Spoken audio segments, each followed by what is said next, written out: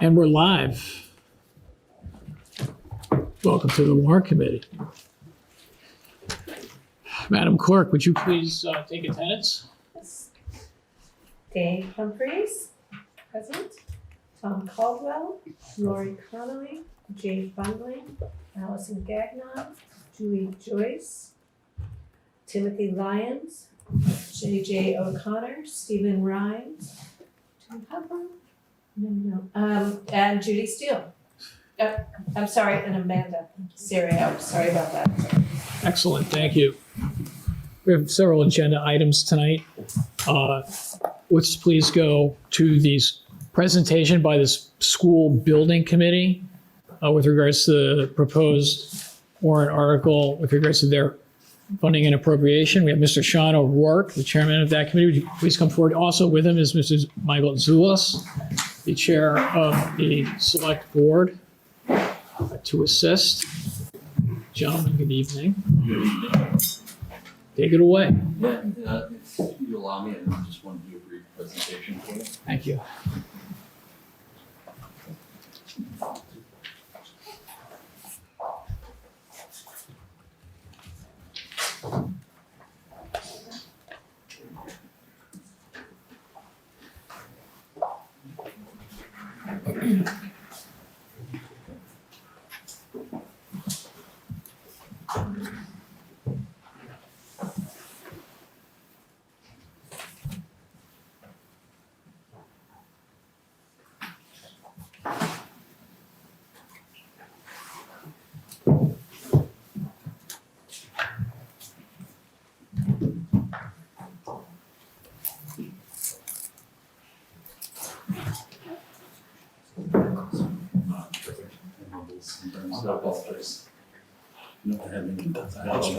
Mumble. I know, we all do. I'm so guilty of that. Perfect.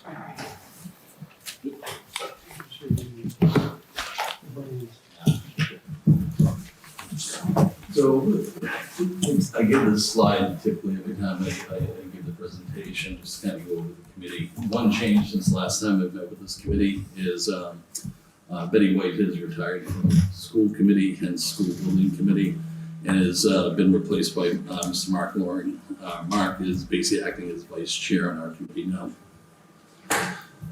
So the work the school building committee's done since the Maytown meeting was, over the summer, we were planning on getting ready for the additional work that we have to do going forward. So we worked with the town at the beginning of September. We issued an RFS, or request for services, professional services. Roughly 61 firms pulled papers on that stuff or downloaded it. We followed that with a mandatory site visit on September 13th, where about 15 OPMs or owners, project managers attended. After that, it went to submittals, which were the end of the month from OPMs, and we got 7 OPMs that submitted. Those 7 that submitted, what we did for a school building committee is created a subcommittee for selection. And what we did is create it with 4 school building committee members and 4 town members, namely town administrator Nick Milano, town engineer Chase Berkeley, Chris Hayden, who's facilities director, and then Peter Burrows from the schools. What they did is evaluate the firms that submitted based on grading criteria and created a short list to 3 firms. So we got those 3 firms, we interviewed them the other night and actually made our selection. We'll be presenting that selection at the select board next week. And in anticipation of that, we're hoping to have a contract awarded to the OPM beginning of November. And that's basically in time for fall town meeting. One of the things that comes up is after the fall town meeting in December, we'll be hearing from MSBA roughly on December 14th, whether we get included or not.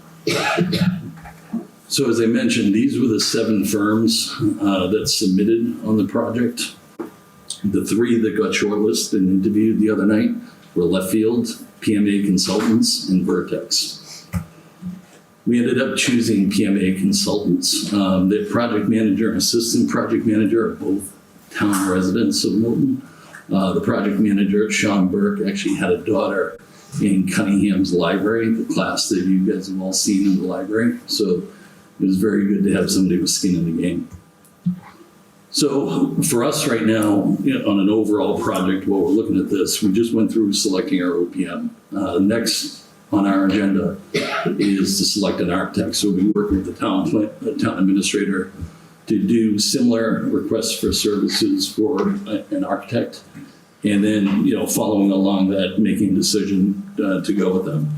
One of the things that comes up when we're looking at this along the timelines is after the fall town meeting in December, we're going to know from MSBA whether we're accepted or not. We've applied to MSBA 3 to 4 times up till now. Each time we haven't been accepted. So for us, our operating mindset right now is we're probably not going to be accepted. So we need to hit the ground running in January. If we are accepted, what it does is pushes us into a eligibility period with MSBA and basically sets us on a separate timeline that is aligned with how MSBA operates. So with us, when we're looking at these timelines, we're looking at appropriations that we have.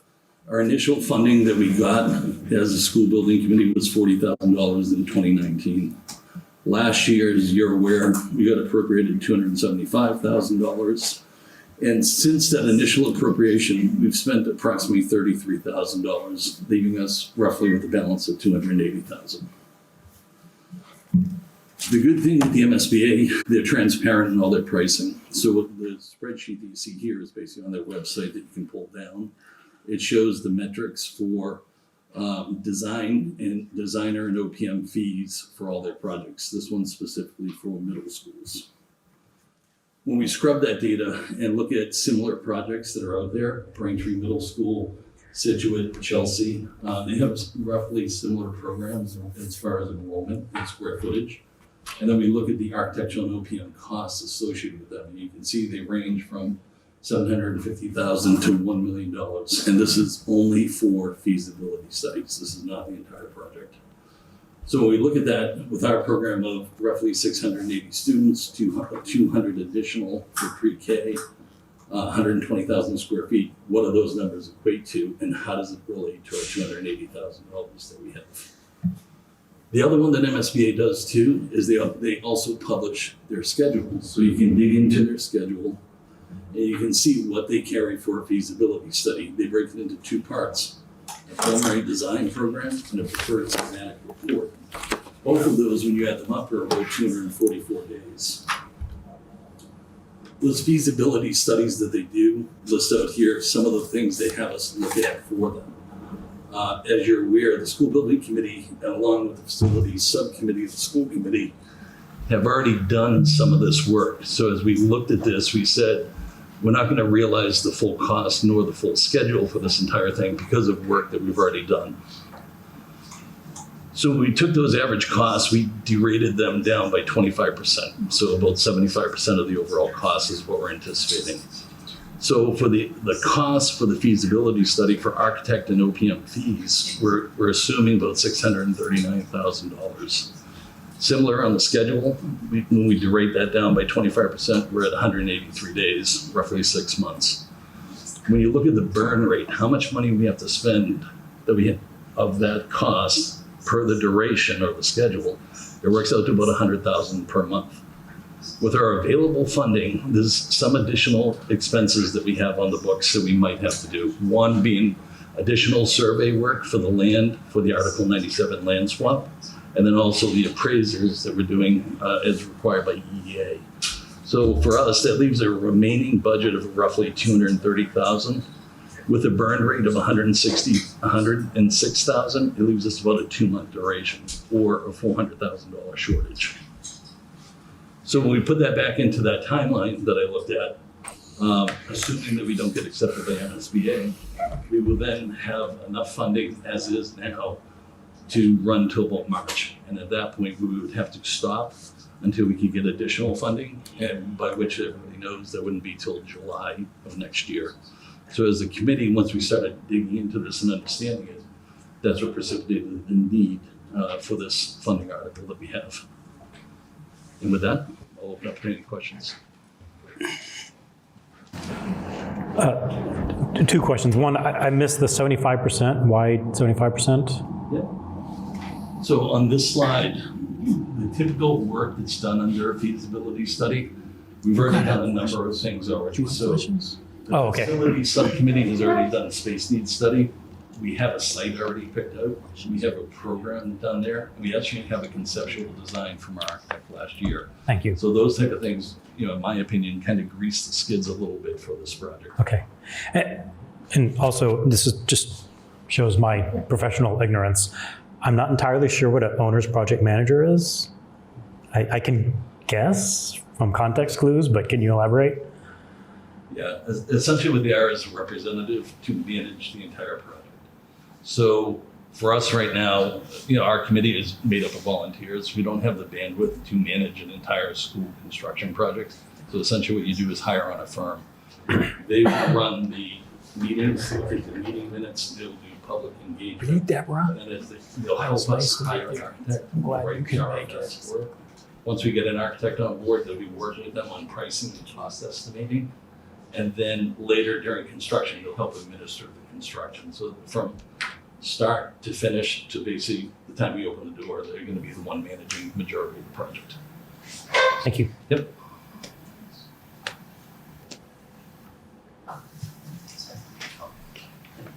Sean, I had a question for you. Quick question, I'm just curious, and if I missed a beat, I apologize. Last year when you came before the committee, we talked about you were not going to use the MSBA for program management.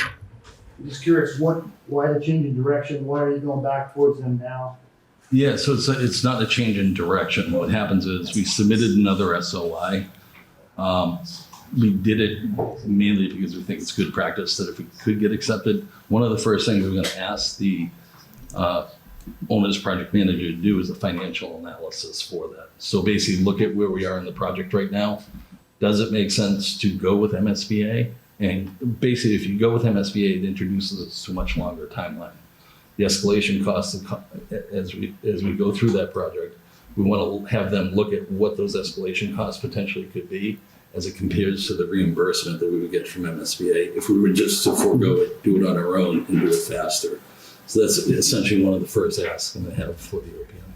And Steve, if I could just add, one of the discussions we had in our committee was if we get the School Building Authority funds on December 14th, that would obviate the need for this $400,000 in the short term because the timeline's extended, and you're going to get money from the School Building Authority. Right. So this is in a sense an insurance policy in the event that we don't get the MSBA funding on December 14th, and that'll allow us to continue the work. If we get the MSBA funding, we won't need the money in the short term.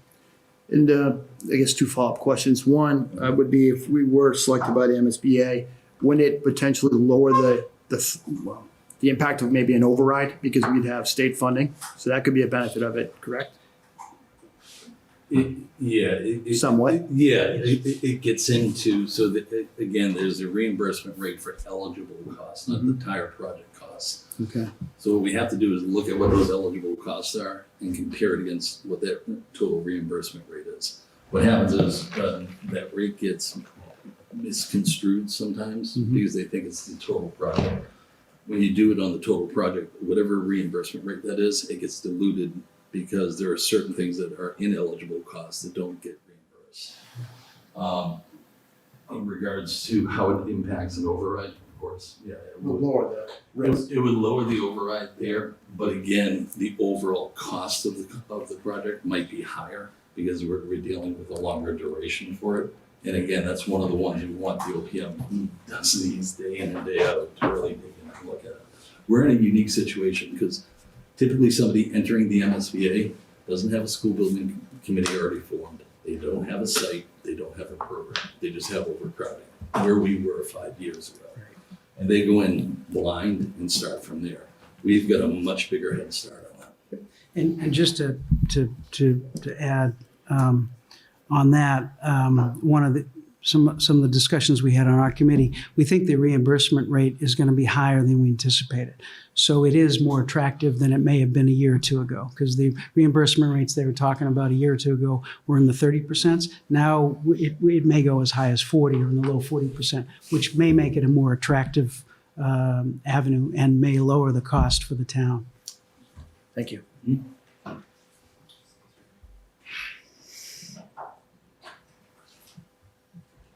Hi, I'm not sure where the money's coming from. Is it coming from the FY24 budget that we approved last May? I'm not sure where the money's coming from. So recently, within the last 3 weeks, we've had free cash certified at $3.3 million. So the ask would be to take the $400,000 ask here from that 3.3. It's a one-time item, so it fits within the free cash. So that would really be the source of the funding that we think would be best suited for this. So that is the free cash that we normally would have been appropriating a few months from now at the May town meeting. In the coming past up. few years, it hasn't been certified as early. Okay. In the past few years, so it's been later. We've had those appropriations in the past, but it's been later. So this is a little bit more of the norm. We're hoping for the future to get certified earlier, so we can hopefully put those funds to work earlier. Okay, so it'll give us a little less to work with next May's town meeting. That's correct. Okay, thank you.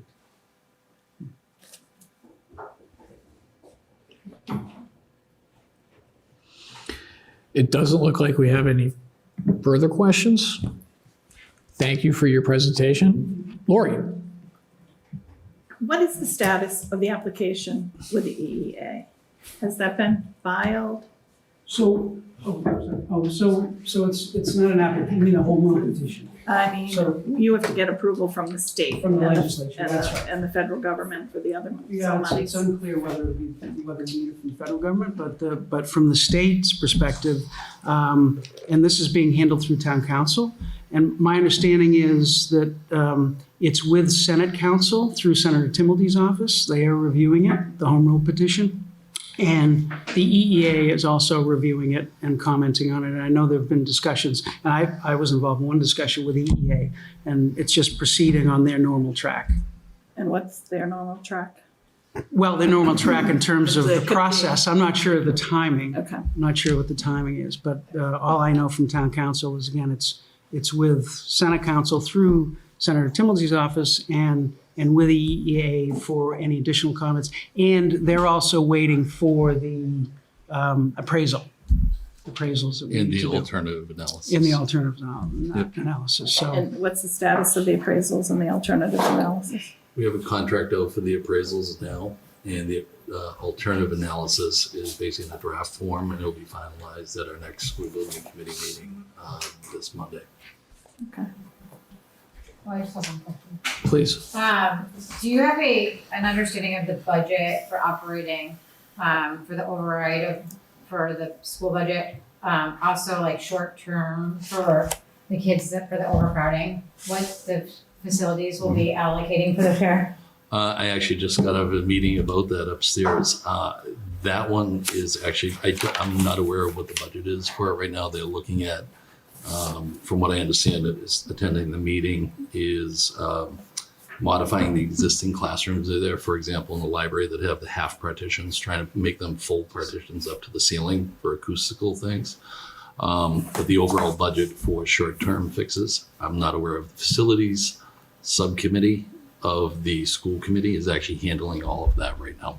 So just because if we're looking at that 3.3, I was just curious, we'll have 2.9 left. If we are looking at an operating budget override for our expenses, because obviously we used the free cash last year. I'm just curious if the school committee also gave you any idea of how much we will be having to, because we hired teachers and what that additional cost is. So, because we only have, for that and the short term and the school building, I was just curious if we had any idea of that. Yeah, I haven't had any.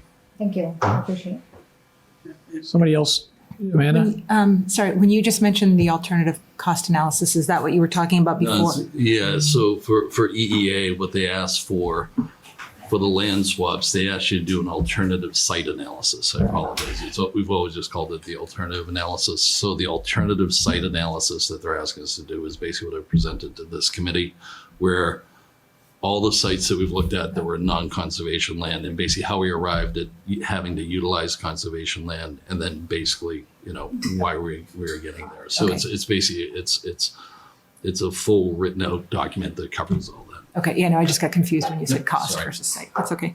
Can I ask, please, you mentioned the appraisals with regards to 97. I'm not trying to go back over the 97, but it's relevant to the budget discussion here. Of course. Where's the money coming from for the appraisals It's coming from our funding that we had already. already? Okay, got it. Thank you. And that's just, I think the appraisals are 6,500. Yeah, we That's, yeah, we put it out for 65 bid and got a dollars. number of bids back, and 6,500 was the lowest bid. Thank you. Would there be a impact on the roads that study be done? Traffic. Yeah. Travel. I'm like, sorry. Yeah, so that's one of the other things we're looking at with the OPM of whether it makes sense to go right out, hire an architectural team. So it's not just going to be an architect, it's also going to be engineers that can do that stuff. Or would it be better to just take the schematic design that we have for the site now, utilize the remaining funding that we had? This is kind of the thought process we had before this article came out, and utilize that for more discrete things like traffic and stuff like that. As we write up the RFS on there, stormwater, traffic, and all that are things we're going to ask the architect to include in their proposal. Can I ask one last question? Yes, sir. In regards to the OPM, I'm assuming they had a final pitch presentation to you. Is that Yeah. public? Can we see that? Yeah, so it's on the YouTube channel for the town. If you look under school building committee, it was on this past Monday night. Okay. There were 3 that went through. PMA was the first one. So if you're looking to see who was selected, it makes it easy so you don't have to scrub it. Yeah, I'm just looking. My main curiosity to that too is I'm sure they highlighted, some plus deltas in this project and understanding what they need to address as they go through it. Mhm. That's why I'm looking to see that called out. I think that would help me to understand, right? So I'm sure they're addressing traffic, to your point. Yeah, What their study is. One of the things that PMA came up with, which was interesting. I mean, one of the ways they look at it is deployed construction, basically breaking into phases. So, for example, on the Gow Road side, we have to move the road first to construct the schools. So we don't have to wait for the full design of the school to happen to move the road. So what they would do is create a subset package under Chapter 30, which is basically horizontal construction, build the road while the rest of the school is being developed, and then issue a separate construction package under Chapter 149 for vertical construction to construct the school. One of the ideas they came up with, which was pretty innovative, is under MSBA, they have a model school program where it's basically, we built the school, an architect has designed it, a contractor has paired with them and built it multiple times with different nuances to make it kind of individual. Is there a model? That's one of the things we want to work with the architect or put in the RFS. Is there a model school you think would fit on the site to meet our needs, and then save all that design and construction time and really pull it back? That's why I like the MSBA, because they have the kit of parts for you guys to start from, so you don't have to start from scratch. Plus they know the bullet points on cost, right? Because they've gone through it a few times. Yeah. Right. Yeah. So the OPM that we have does MSBA programs all the time.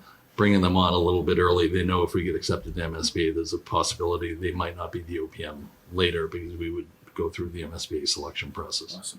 Thank you. It's Steve, if I don't know if we got hard copies of the presentations from them. Do we get hard copies? I have So we- I have so an we can- electronic we- copy. Yeah, so we can give you those. Fantastic. Yeah. Thank you.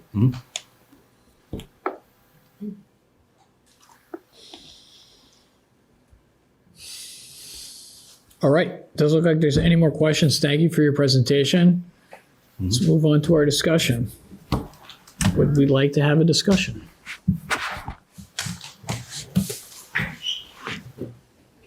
Do we need a motion? Move to discuss? I know, I wasn't sure.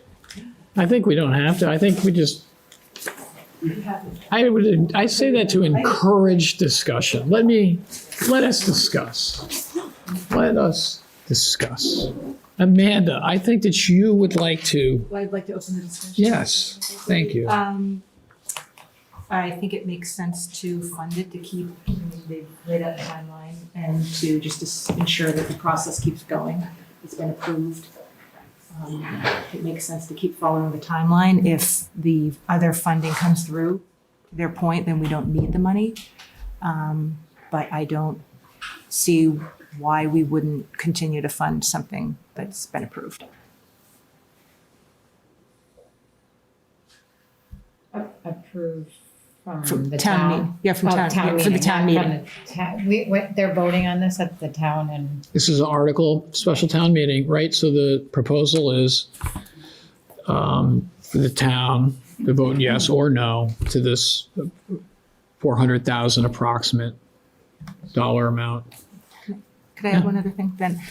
I also think that given they've been working with $40,000 for 3 years, I don't doubt their fiscal, that they're fiscally prudent and they're not just spending the money. So I guess to clarify what I meant, when it was approved by the town, moving forward with building a new school, with that piece, with the land swap was approved with the intent of building a new school. So it just seems like in order to keep that process moving, we should continue to fund it. Otherwise, they're out of money by the next town meeting.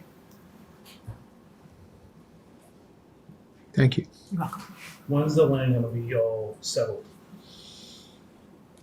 Biggest question I have. So what if something goes awry? Unknown. I think like Mr. Zulus described, there's a process. They're in the process. It's moving forward.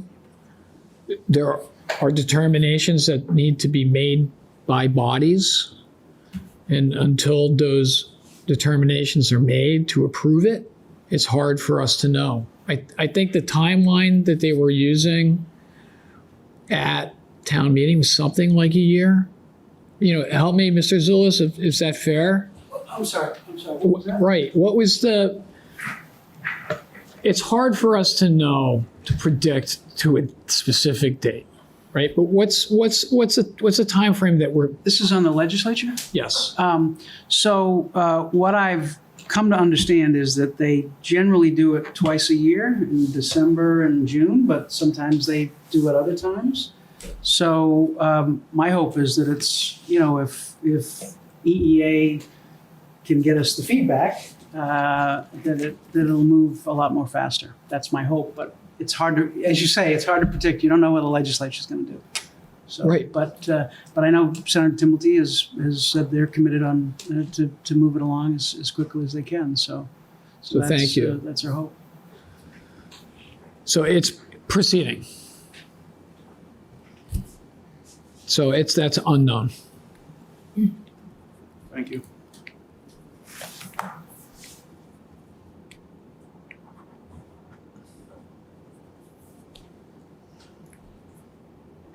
I mean, the only thing I think my feedback is the budget. I just curious, like, we have no numbers from school operating. What we need to do short term, the short term's a need. So like I'd be happy to put 400 into the short term right now, because I think it's concerning to me that we're not addressing that. We have no budget for that yet. So, and I think we should have used the free cash last year for that, and we didn't. So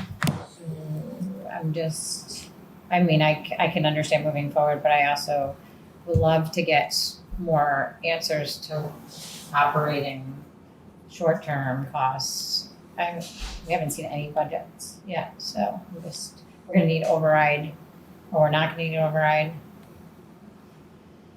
We're in a recession, you know, so we have to be very mindful of where we're spending. I mean, and I understand we can block out 400 but we also need to block out 400 for our kids that are in need, and I don't know if just putting up a wall is gonna be enough.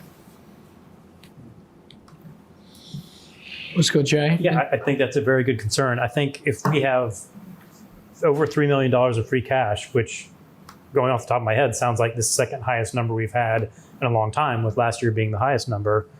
That stuff, I think we all would prefer not to spend on hiring people, but would prefer to spend on short-term things, as you say, like the short-term fixes in the schools. So I don't know what Mr. Milano is going to propose for budget this year, but if we've got $3 million to spend on short-term things, I think you're exactly right. We can, even after we take $400,000 out of that, we could hopefully use it on short-term school fixes. To your point, though, we were $1 million over on operating for our teachers that we hired. So we just have to be mindful of that. Amanda? I guess I fully support those thoughts. Like, I think there does need to be a short-term solution. That's not in front of us right now. Like, I don't know who that, I think you're saying the school building, the school Facility. committees. Yeah, so it's a different, so I assume at some point, from what I've understand, that's, to Sean's point, that's in the works and that's coming through. And then similarly, a future school budget. But I think right now, what's in front of us, it's not to say that we don't need to be conscious of those costs, but I think that's a long way down the line until we know even what the staffing looks like, all of those things. So I definitely think we need to be aware of it. I just also want to make sure that we're giving money to move forward with this particular piece so that we can even get to that conversation. I think that's a good point. I think we're on a timeline where we've approved this last year. We're on course now. We have to kind of keep going. It wouldn't make sense that we approve that and then we don't fund what we approve. Seems counterintuitive. But I also think you make some amazing points. We had shortfalls last year. And I'm hoping that this year we don't get a budget that's sort of canned, that we just have to rubber stamp and push through, because it seems this year we need to be more prudent about what's coming down in that budget, right? Because I can tell you, all summer I thought about that budget, that school one, and I was like, wish I had looked at it more and more and more, even though we had hours of looking at it. This is critical. I mean, there's a lot of things coming down the pike, and 93 and 95 coming into Milton, whether on rail or otherwise. This is a big deal. We've got to get this right. I think you're right, Amanda.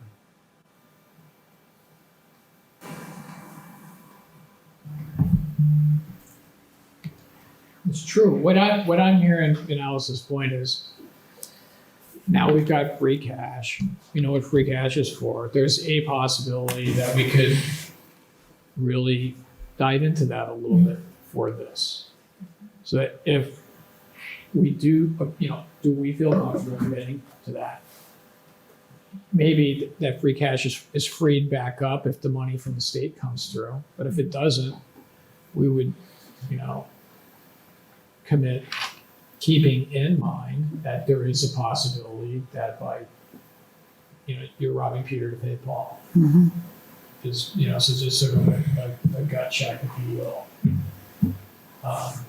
And part of it, I think, is like what Stephen said, is that, the Warrant Committee did ultimately recommend a no on the land swap, but we said in the subsequent article that if it was the vote of the town to go forward, then we wanted to provide our support with regards to that second article, with regards to eminent domain. And we're kind of back there now. Because we had made the commitment to the town. Again, we're not pass-through, I understand. Is that we would, we've had Mr. Work back here, he's explained to us what this is, Are we comfortable with it in light of the town finances, such as they are? I don't know if we could do like we can vote, but I just think I don't know if I can either way. Like, I'm not against the 400, but I'm also not I can't predict what expenses are coming forward. I have no idea. So I'm like, whatever the town meeting wants to do, if they think that that's the right move. But I just think that until we have all of the numbers of our budgets, it's really hard to be like, hey, here's but I agree. I can see both, but I'm just having a hard time understanding what we're operating on this year for the schools, which is really big. And short term, I'm more concerned about the short term as much as I am with the long term. And we have yet to put any of that together, so I'm just having a hard time on both sides of not seeing any budgets and not knowing what we're operating at, because I know we're over $1 million on just operating for teachers on positions. So I have no idea. Yeah, I hear you. I don't want to get too far off track, but my favorite word, the pension plan. The pension plan has been funded this year, which we think means we're going to get an extra $2.5 million in our budget. So that, I'm getting off the topic of what was on the agenda tonight. I'm just saying that, I feel like there's a money tree. yeah. There I don't know. I don't know what the next year's budget will be either. But that gives me lets me rest a little bit easier. You almost said, oh. Yeah. Oh, that's a 4-letter word. Right, but we've been all hope. Okay. Can I ask a question? And I guess the question is, for me, is the land swap was approved, right? And so this is a project that is been said, yes, we're agreeing to move forward with it. I feel like the difficulty is that the timelines don't necessarily match up with the budget, right? But in the same breath, we know that there's 3.3 of free cash that came through, and that there will be obviously a chunk in some way, shape, or form that would need to go forward, I would assume, for short-term solutions, but there's still that 3.3. And so I guess the question is, I don't need to use the word have, I don't know how else to put this, but don't we sort of have a responsibility to fund the project that was approved?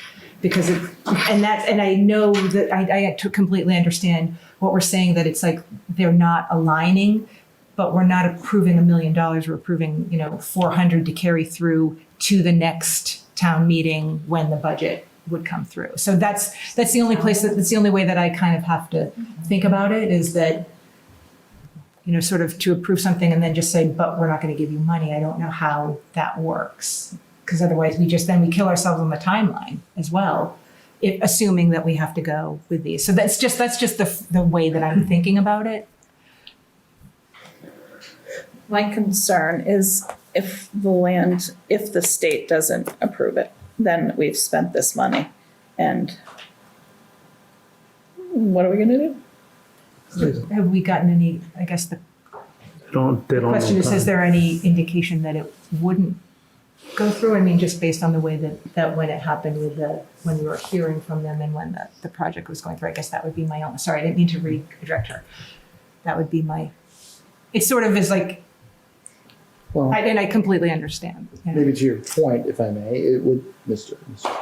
would be, where are the folks that were suing the town or looking at going after the town? Are they still pursuing this Article 97, or have they stood down and we're just sitting back now? What's happening with that? I haven't heard anything.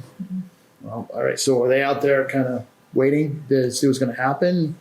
It's a valid question. I mean, I think I'm curious, because could that stretch that field out a little bit more too?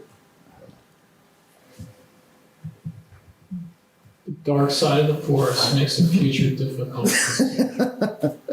Who knows? We're proceeding as if it's going to go through. Exactly. When? Who knows? It's a good point. We're answering the question that's in front of us. Yeah. And until it sounds like they run out of money in March. Just so I understand the process, so the town, we will supply the funding, and then the town, once we get final numbers, and the town will vote as a community. So the town will be voting on this article at the special in December. So that's before the select board has approved that this go to the warrant. So this is on the warrant. So because it's appropriation, because it's money, it must be approved by town meeting. As the counselors to town meeting, the warrant committee, we vet and we give the town a recommendation with regards to how we would suggest that the town votes. So we're not deciding it here, right? We're suggesting to the town. And so town's going to be voting on this at the special. And the citizens will vote in April? I don't know. This is budget. So this is handled by town meeting. Can I ask a question? As far as the 400,000 goes, is this one lump sum of 400,000 delivered once? Or is it any way it could be drawn down or is it a big chunk and I don't have an opinion on that necessarily, but I'd like to know. I think the way it is it's a lump that's drawn down. It's basically a line item in the budget. So when and I don't want to offend any accountants, but it's just accounting. Is that the money is in the town? The town has the money, and they'll make an adjustment from, it sounds like, from free cash to school building committee budget. And so they get that money, it goes into their budget, and then they draw down on the, they pay out against that money. So to answer your question, I guess the best answer is it's a lump sum. It's a lump sum. They're coming to us, and that's why it's important when you look at the proposed recommendation in our materials, there's a dollar amount to the penny. Yeah. But if they've managed for the last couple of years, you said with, what did you say, $40,000? I mean, from 40 for over a few years to a lump sum of 400,000, when we will have more information at the end of the year, in a few months, maybe a trickle down might make sense, or no, I don't know, but. I'm just curious why they said July, they would get more funding. If, let's say we have a town meeting in May. Fiscal year. Fiscal, The so fiscal they have year. to wait till. Yeah, it's a new fiscal year, right? Is that when it trips over? It's All right. end of fiscal year is June 30th. Is that right? Yeah, that's when it That's what it resets. When will This we have the is- school budget? January. That's a, all- we got, what, February? but the school budget committee is meeting. So, so there's a window to that process. I think, speaking as an accountant, I don't know any town government accounting, but I think it's an allocation. And it's the same effect, but they're gonna have this 400 grand and they're gonna draw down, just like they had the 40 grand that they drew down. Now, Yep. they made the 40 grand last for years because they didn't have a lot of money to spend it on, because they had nothing to build or do. They were just sitting around in a room being like, hey, let's talk about this and do something. Let's do something. But now, in May, the town meeting said, hey, guys, go out and do this. And so we got to do traffic studies, whatever this OPM is going to do. And they need money to do that so that we have all the information we need in May so that the town meeting can vote one way or the other to do this override. And that is what this money is for, I believe. So the drawdown is going to happen, but the cash will be there earning interest. You know, it's just going to happen over time. 100 grand, 100 grand, 100 grand. It's going to run out in March if we don't give it to them. But if we give it to them, they're going to get 100 grand, 100 grand. We're going to give them a nice package in May. Town meeting is going to be like, good job, guys. And then they're going to vote this one. So they need all the money now, is what you're saying? Yeah, okay. Thank you.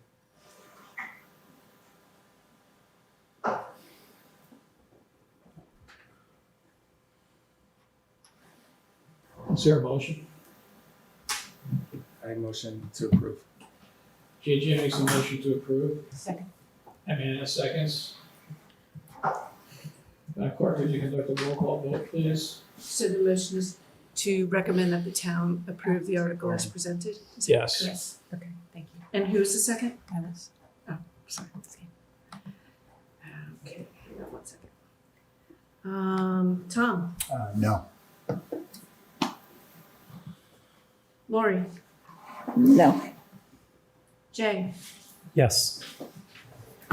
Allison, We pass them for now. Or the last. Julie, Yes. Julie first. Tim, Yes. JJ, Yes. Steve? Yes. Amanda? Yes. Ron? Yes. Judy? No. Allison? I'm gonna abstain. Dave? I abstain. So the motion passes with 7 yes, 3 no, and 3 abstentions. Judy was an abstention? I'm sorry, that's my mistake, 2 abstentions. Yep. Thank you.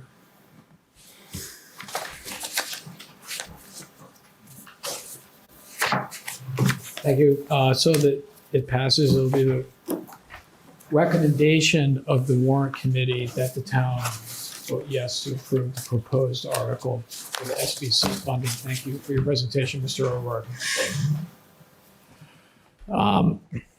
Next article, let's do the article with regards to the electronic posting. I have Mr. Nick Milano will present for us the article. And then I think we will have a comment from the Board of Health with regards to that. Is that what this is? Right, so that's a follow-up to the email. Yes, it's a follow-up to the email, so please take a look at that.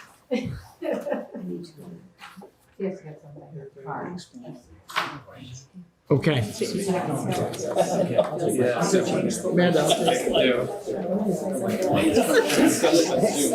got me when you said interest. I was like, yeah, I didn't think of that. Yeah, it's always any interest. It's just there.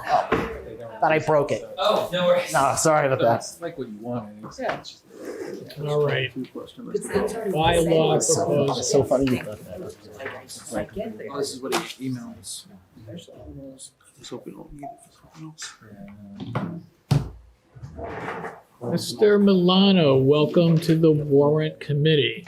Thank you for having me. Would you please enlighten us with regards Sure. to this proposed article? So as you'll hear a bit more from Ms. Milbauer, I'm sure, she came to a select board meeting earlier this year with an idea of a bylaw, which would require that the elected public bodies in the town of Milton have all of their meetings be recorded. Right now, only some are. The ones that Milton Access TV supports are recorded and posted on their YouTube page. The rest of our meetings, whether appointed or elected, may be recorded, may not, depending on how that board or committee kind of handles their meeting. We defer to those boards to make those decisions. So the select board heard Ms. Milbauer's comments, asked me to prepare a bylaw to that effect for their review and consideration. So we went back, put something together, presented it to the select board. They referred it to town council. Town council took a stab and made some tweaks. And then the version you have in front of you is what has been voted upon by the select board for inclusion in the warrant in December. So just kind of overall summary, it lists the elected public bodies, requires that their meetings be audio or video recorded.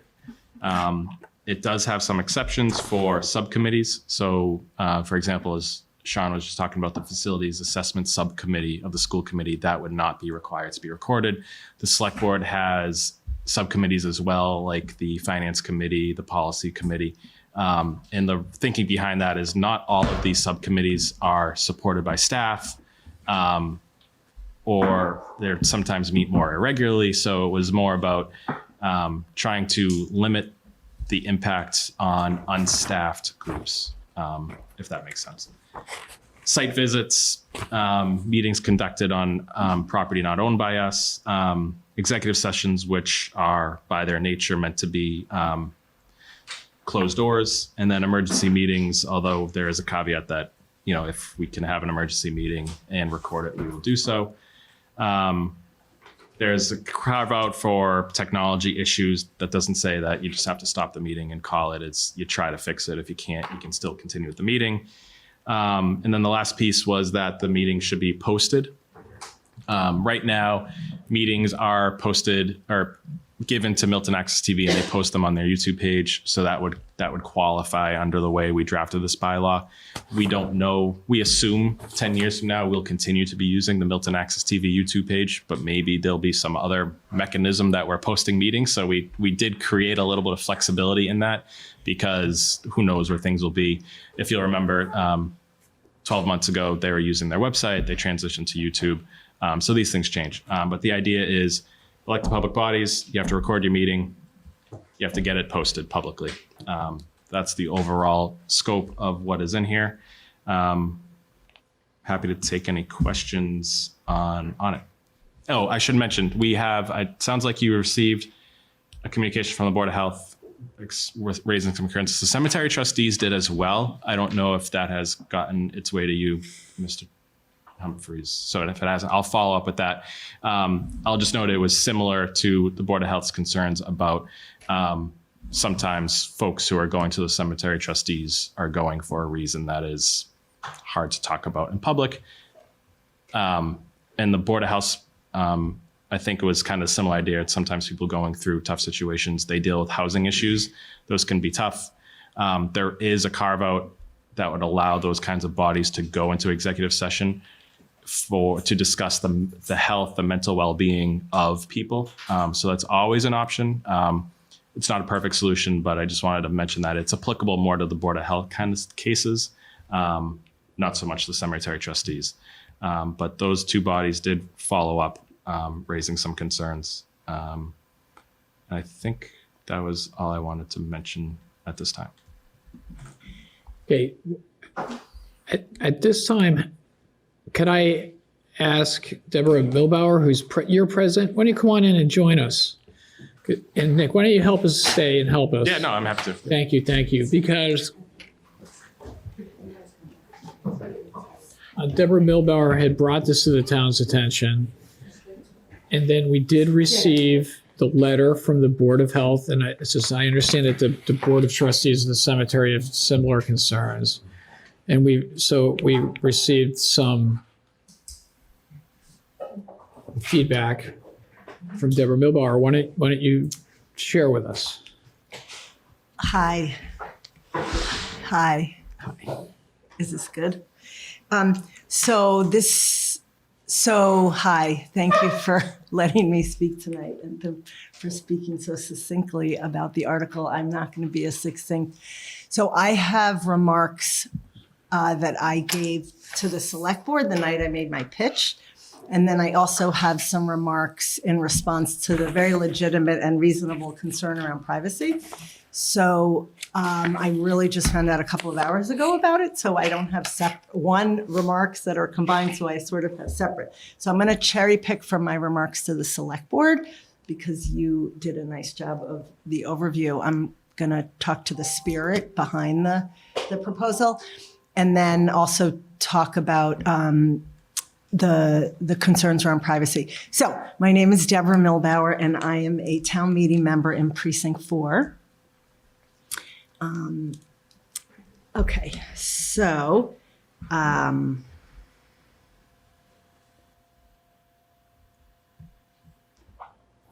okay, my proposal is called Ensuring Government Transparency. Well, my proposal, the article going to Warrant is different, obviously, with legal language, but I originally presented it, Ensuring Government Transparency, a proposal to require elected boards and committees to video record and publicly post proceedings. This is not about hybrid participation. It only pertains to posted recordings. It's only elected officials, not appointed. Subcommittees are exempt. Okay. As a note, Milton Access TV is not required to video record the meetings that are not negotiated within the contract between the town of Milton and Milton Access TV. However, Milton Access TV posts recordings that are shared with them, such as via the town Zoom account.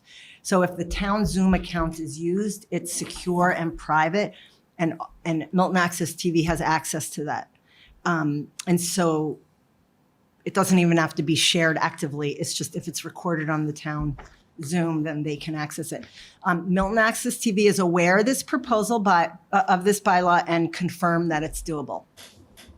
So why am I proposing this? COVID changed the way the state of Massachusetts and in turn the town of Milton conducts public government meetings. State open meeting laws that allowed remote meetings has been extended through March 2025. In preparation for after March 2025, hearings for statewide legislation about open meeting laws that will require hybrid participation were heard in the Massachusetts state legislature last month. I was tuning in about something else and I discovered that there is statewide legislation that is going to require, potentially, if it passes, require cities and towns across the state to record and have, to have hybrid meetings. My proposal is far more modest. Obviously, it's just about recording and posting. The legal, political, and social landscape for holding and recording government meetings has changed dramatically since March 2020. The use of Zoom and similar platforms is now ubiquitous. Meetings that are not recorded and conducted only in person seem antiquated given the dramatic change in how the world now operates, including this very meeting. And hello to those listening at home. Due to childcare duties, disability, lack of transportation, or sheer convenience, and to those listening to the recording on your way to work or while walking the dog, as I often do. And a huge thank you to Milton Access TV tonight, who makes this all possible. Currently, elected bodies in Milton have the choice of the 10 elected bodies, 4 record and post their meetings, and 6 do not. So the 4 that post are Select Board, Planning Board, School Committee, and Blue Hills Regional Vocational School Committee. And the 6 that don't post are Board of Health, Board of Parks Commissioners, Board of Assessors, Trustees of the Cemetery, Library Board of Trustees, and the Housing Authority. So Housing Authority is exempt because it's a statewide board. And then Blue Hills already is recorded by Randolph and Canton, so we wouldn't have to do that. In Milton, the inability to access proceedings equitably across all elected bodies is problematic. All committees deliberate important content that impact all of us, not just the 4 mentioned above. Compelling all elected officials to video record and post their proceedings is a fair and equitable way to ensure that all of them do so. It's not appropriate that elected officials be in the position to decide if their own meetings will be recorded or not. And then I talk about the technical side of it, but I'll skip that. There's something called owls, where if everyone knows what an owl is. Oh, there's an owl. Hi. There's an owl. It's not on. That's the owl. So in other words, it allows a board or committee to record their meeting without a lot of technical expertise. Okay. Although not recording a meeting of elected Milton officials is not in violation of the letter of the Massachusetts open meeting laws, it seems to me to be a violation of the spirit of the law. When one navigates to Milton Access TV's homepage, more shout outs, Shane. When Milton Access TV, when you navigate to their homepage, seeking posted recordings of meetings, it says, protecting government transparency. Government accountability requires people to pay attention. With our cameras and microphones broadcasting and recording meetings of local officials, residents are able to keep tabs on what their government is doing, even while they go about living their busy personal lives. And I might add, posted recordings sheds light on the many, many hours of thankless service by elected volunteers who basically, without exaggeration, enable our town to function, including all of you who are all volunteers. Many Milton residents rely on recordings for critical information that impacts their families and informs their future voting decisions. Milton Access TV has over 1,000 subscribers to their YouTube channel and 1,500 Facebook followers who watch the live broadcast of meetings. And Milton resident Jay Funling's podcast has a few dozen listeners for each meeting that he airs. Now that technology and social norms have evolved, the time has come for all of Milton's government proceedings involving elected officials to be recorded and posted for all voters to see. As the Washington Post aptly says, democracy dies in darkness. So I am now going to quickly switch gears and say a few remarks about the concerns around privacy. I'm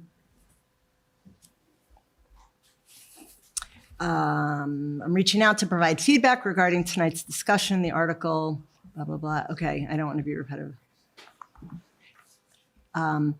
So I'm the person who submitted the article for the select board consideration, and I'm quite happy that it passed unanimously. All 5 select board members agreed that it only makes sense to improve transparency in government proceedings with all the tools that the world recently adopted. It seems like the world is not turning back. Hybrid and virtual only meetings are here to stay. And the recordings of them are key to making our democracy truly accessible to every resident. It was recently brought to my attention that the Board of Health, who currently meets by Zoom only, but does not record, has asked for an exemption due to the sensitive nature of their work. And I just found out 2 seconds ago, cemetery also, trustees of the cemetery. The issues did not occur to me prior to the crafting of this article, but I'm glad it has been raised. It strikes me as appropriately reasonable to want to protect the privacy of Milton residents during Milton Board of Health or cemetery meetings or any committee or board meeting for that matter. I agree with and support the need to protect the privacy of individuals who are going before the board for personal issues. As a solution, I'm happy to amend the bylaw language before it heads to town meeting. Well, I wouldn't fix the language, but I'm happy to have others fix the language. My suggestion is that elected boards and committees go into executive session when discussing private matters that apply to an individual. I recommend that the specific agenda item be publicly identified ahead of time without naming the individuals. It would be easy enough to click stop record button when the agenda item comes up for discussion and go into a private mode like breakout groups. Upon conclusion of the discussion, the Board of Health can click record once again. I offer this compromise because I am opposed to exempting all Board of Health meetings or all cemetery meetings or whatever board it is from the requirement to record and post meetings of elected boards. Some agenda items are incredibly relevant to everyone in town and not of a personal nature. For example, the Board of Health made COVID policy decisions to close public buildings, which was of enormous interest to town employees and residents alike. Or tobacco control policy. When the legal age to purchase tobacco products was raised by the Board of Health in Milton from age 18 to age 21, that was before the state law that did the same. The handful of stores in Milton who sold tobacco products at that time were quite interested in this change. There are many important public health policies that the Board of Health decides on for which the public has a right to understand. I oppose including businesses in executive session opportunities. Businesses must comply with the sanitation codes required of them by Massachusetts state law.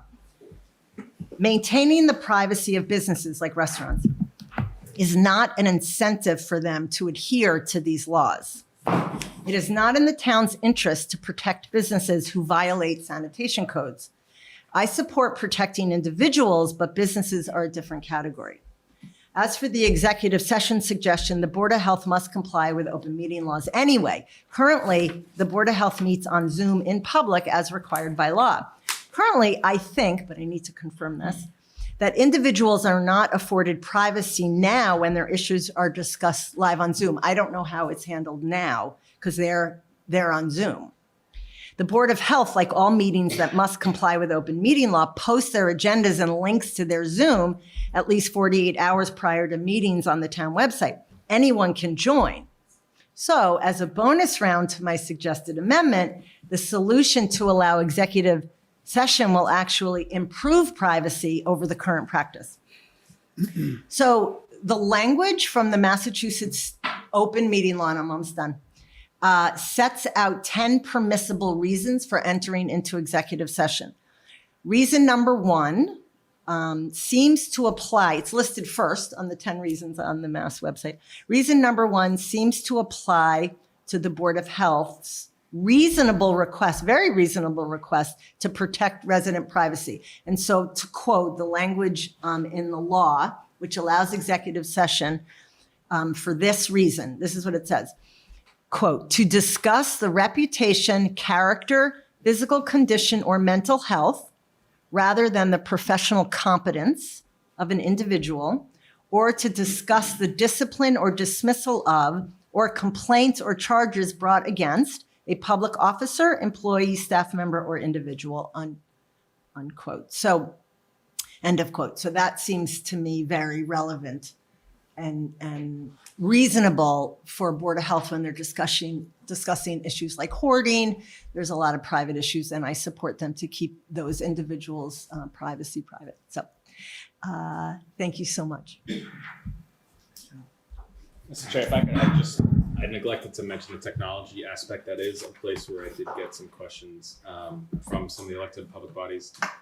So we have invested in equipment to make meetings hybrid accessible if folks want to do that. We do have, as Ms. Milbauer pointed out, cameras. We have OWL cameras. There's one there on the TV stand. You can pick it up and carry it anywhere with you, to another office building, to another facility, to have a meeting. It operates as a camera, as a mic, as a speaker. Each of the conference rooms here in Town Hall, the Blute and Cronin, have one. The Baker Room down the hall has a new TV setup that enables hybrid and recorded meetings. So I acknowledge the technology aspect. I understood that would be a concern. I'll just note that we have the capacity and have already invested in the equipment if this is something that were to be lost. So there wouldn't be any massive investment from the town required. So I just wanted to make people understand that there is that available. Yes, question. Zoom has the capability to do breakout rooms, right? So you can be in a conference with hundreds of people, do a separate breakout room that would be offline, separate, right? We do it all the time in meetings every day.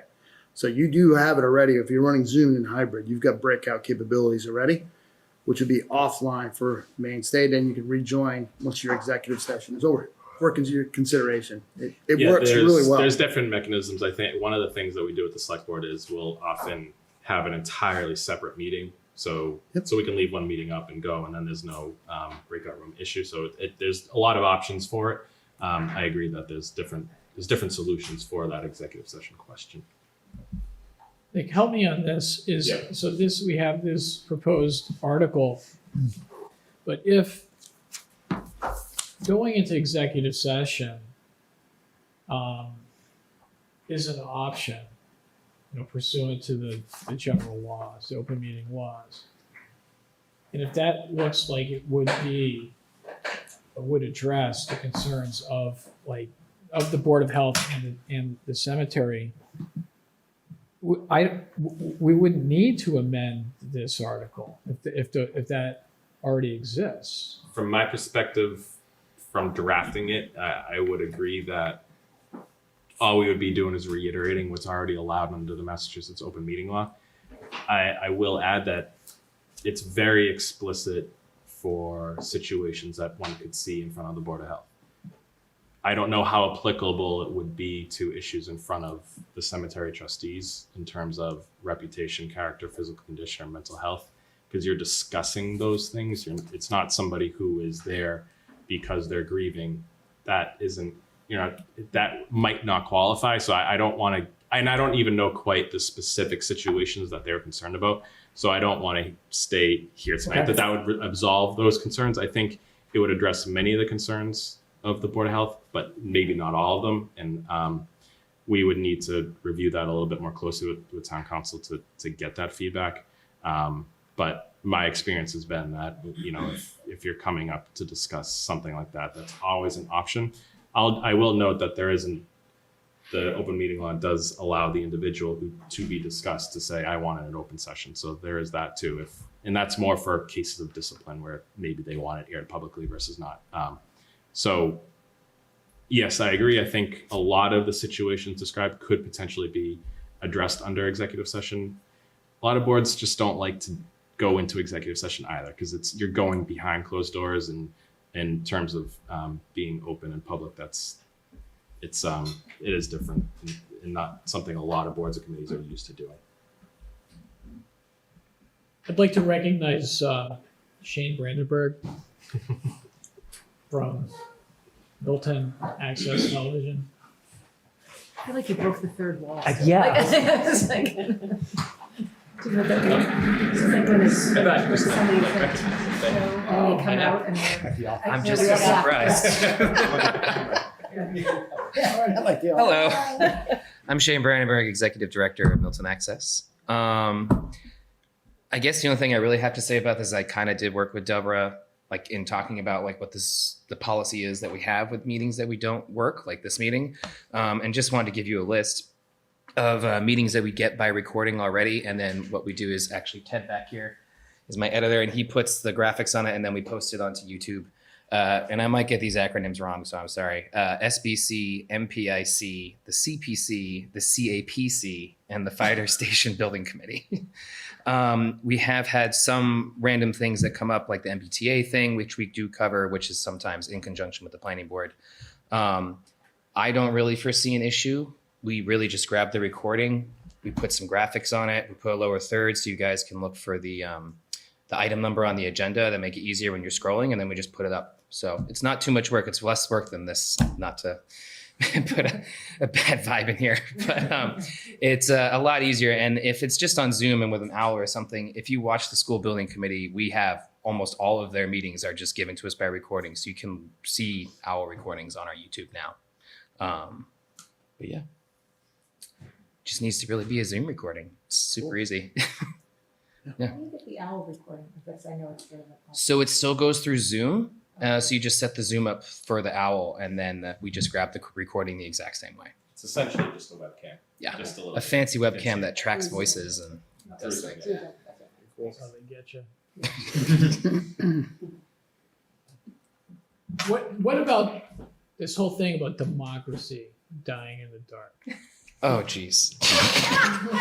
Well, as a public access advocate, I would say that I always think that people should be, if we have the recording, we're going to put it out there. And if people have requests, and this is why Warrant Committee is actually recorded, we did not record Warrant Committee meetings until I believe around 2014 or so. And that was just because we had a lot of requests for people saying, you know, this is a very important board. This is talking about the budget. We're literally building the warrant in this meeting. We should be recording it. And so we did take that into consideration when our contract was done in 2018, which is why it is now on our list of required meetings for us to cover. So, I mean, my job is to make sure everyone at home gets to see what they can't get to. So I think it's great. So. Thank you, town meeting member Milbauer, for bringing this, and Shane, thank you for being here and talking. I just had a question just on that same vein regarding the recording of the warrant committee meeting. You know, because it is an important, and we talk about finances and all that stuff. But I'm thinking of some of the other committees, well, actually one specifically, like the school committee and their subcommittee. Sorry, we do cover the school committee. We don't cover the subcommittees because they tend to meet in rooms that we just don't have any, you know, they meet in like a tiny room at the high school where we don't have any video equipment, and it's like at 8 a.m. or something like that. And usually I would say 99% of what's discussed in the subcommittee meetings are discussed at an actual school committee meeting later and brought up. If they wanted to create a policy where they could have an owl or a Zoom, we would gladly take the recording and put it up if they were fine with that. So. Sure, and when I said that, I was thinking about the subcommittee on school finance, school building committee. Oh, we do cover that. You cover. Yeah, we get those recordings now. We know with everything with the land swap and everything else, we know people were very eager to get those recordings. So, but like I said, the school, because they tend to meet in their own building versus a town meeting building, like a town building like this, that would probably be something they have to do on their side. I'm not an expert, so I could be completely wrong. But if they were able to get a Zoom recording, even if it's just simple as having a laptop in a room with a Zoom running or just recording the meeting, we would gladly take it and put it up. As long as it was like not, you know, as long as a lawyer doesn't need to get involved because something was discussed, you know, that we're not supposed to broadcast or something, obviously. But yeah, understood. So it's a legit, more from your end, from Milton Access, it's more logistics. It's really just, hey, you've got a meeting, great. I can put that up, put some graphics on it, and we'll get it going. It's not a big deal for us. Unlike the staffing for in-person meetings can be a bit hard sometimes. So like I said, getting meetings from recording is much easier for us. So if, I know there's a lot of things with the Board of the Health and cemetery trustees, but if they had something that they wanted us to air, we would certainly air it. Sure. Yeah.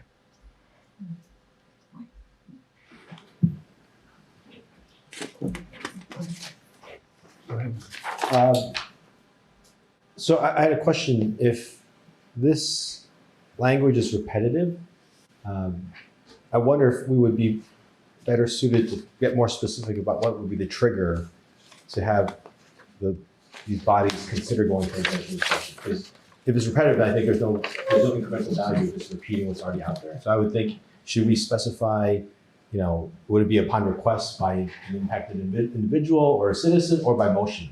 So I just think also the mechanism. So I wouldn't want our bylaw to just repeat the open meeting law for the sake of repeating it, because it could change and it could be improved, and now you might have a conflict.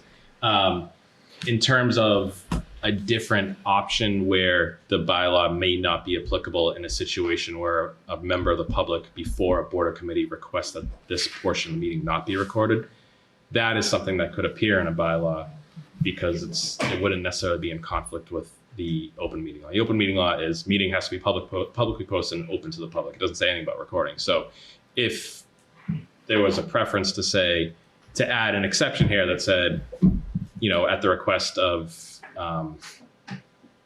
somebody speaking before, I don't know how you would phrase it, but that is something that could be worked into a bylaw if that is something folks are looking into from a legal perspective, from where I sit.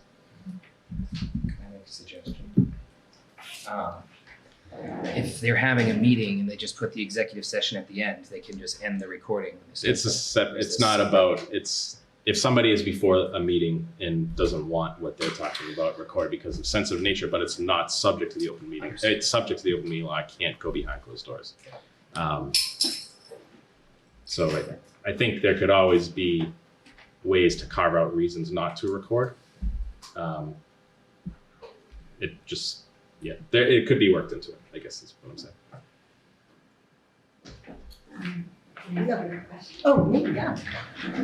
Could you give us an example of where you would identify what you're going to speak about, but you need to indicate that it involves an individual that now becomes a privacy matter?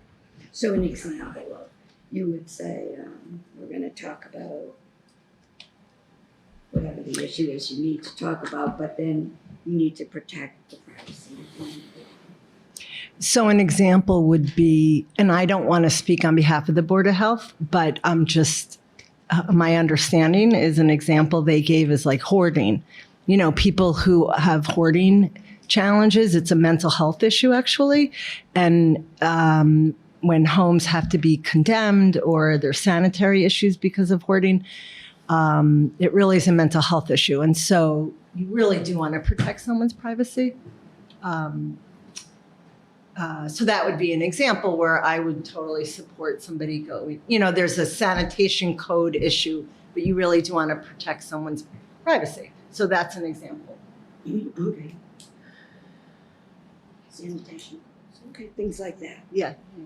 Are there any concerns about businesses or like jeopardizing businesses or mental health people from coming forward with this? Is my wait. Is there coming forward with what? with their issues because of privacy or being possibly exposed? I'm curious. I know they sent a letter, but I'm concerned about affecting businesses or the mental health people for able to advocate for themselves because of the concern of being recorded. Yeah. So I can't speak for the Board of Health. So Yeah, I'm just sort of speaking informally. It's unfortunate somebody from the Board of Health isn't here to explain their concerns. But my understanding is, honestly, to be totally honest, most people who come from before the Board of Health, it's because it's not voluntary. They're coming because there's been a citation or a problem. So people when it comes to privacy issues and especially businesses like restaurants, right? Restaurants have to follow certain health codes and at the Board of Health meetings, and I just noticed from sitting in on some of them and observing, they'll say, okay, here are the things you have to do to remedy the situation, and then they go do it and they come back and report back, and then it's resolved or it's ongoing. And so nobody sort of comes voluntarily, so I think, I'm sure there might be circumstances that I don't know about it.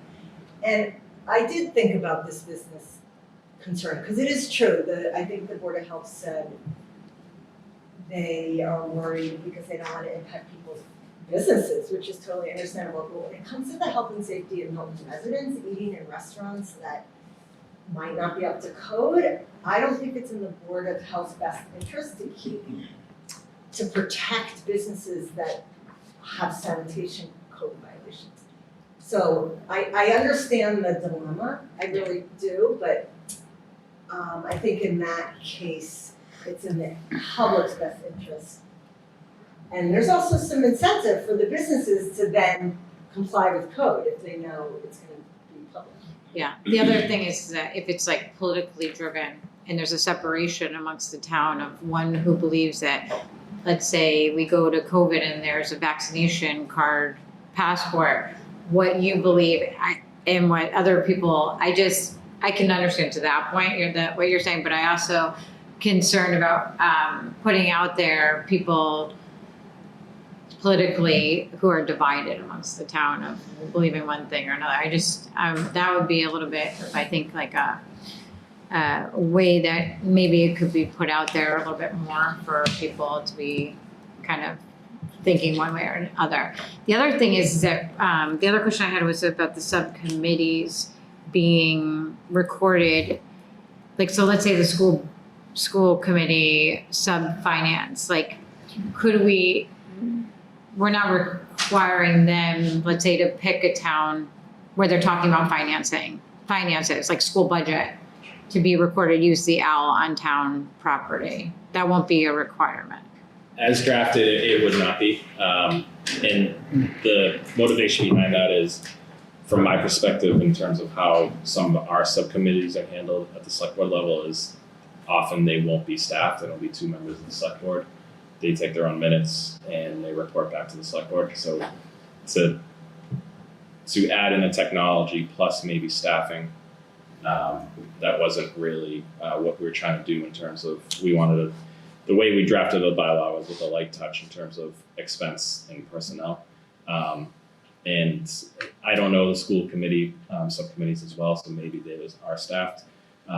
But having a staff resource there to assist with the technology is something that most these other elected public bodies do have at each of their meetings. So that was kind of one of the lines that we drew when we were drafting it up.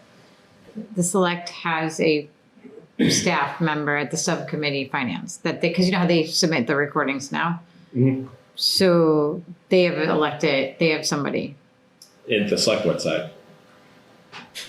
And if it's as easy as taking the owl and putting it at the school committee where we're talking about finances. Right. That should be just, I think, as important, I'm assuming, to that, what you're putting in there, right? That transparency that we're looking for. Is that? Yeah, I don't, on a policy, I didn't really tread into that, but yes, I think using the owl is would be exempt versus others. I drew a line because I didn't know where else we were drafting it, where to say whether to include them or not. And we said, because of certain reasons, we said not to. In terms of technology, I think what we have is easy to use, easy to teach, easy to learn. But I also am cognizant of, we also have a lot of appointed boards and committees that aren't necessarily staffed, and that could become a real heavy lift in terms of getting those folks up to speed too. So we're trying to come up with a way, and so the way we left it was the core elected public bodies where it should start. And expanding it, our select board finance committee meetings, we have tried to record those, especially when we're on Zoom. We record those, we get those over to Milton XTP. We've been meeting a little bit in person so far this year. As we move forward, I'm sure we'll be back on Zoom or hybrid and recording. So we kind of, it's more on a case by case basis from how our approach has been.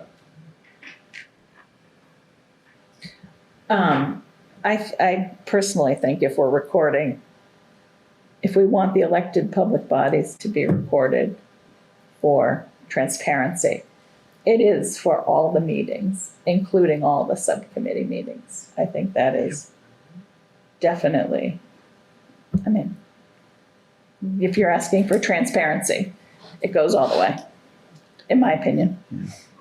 Seems like a good idea considering the bulk of the budget goes to the schools. And if that's not, monitored or it has its ultimate right to submit that, it seems kind of short-sighted to not view that, especially when you just drop an owl off in the room. And ironically enough, this isn't a shot, but most of the people are teachers, so I think they could learn it. They're using technology in their rooms all day. They're using Google Classroom all day long. They're really in depth in the software, so I think it's a no-brainer. Sorry. Yeah, just to build off what Steve and Allison said, and it sounds like I'm picking on the school committee, and I'm not. It's just that I think from my perspective, and Allison articulated a little bit better, was that massive, big budgetary decisions are made in that committee. That, and the devil's always in the details. Maybe not the best word to say, I'm not saying, but they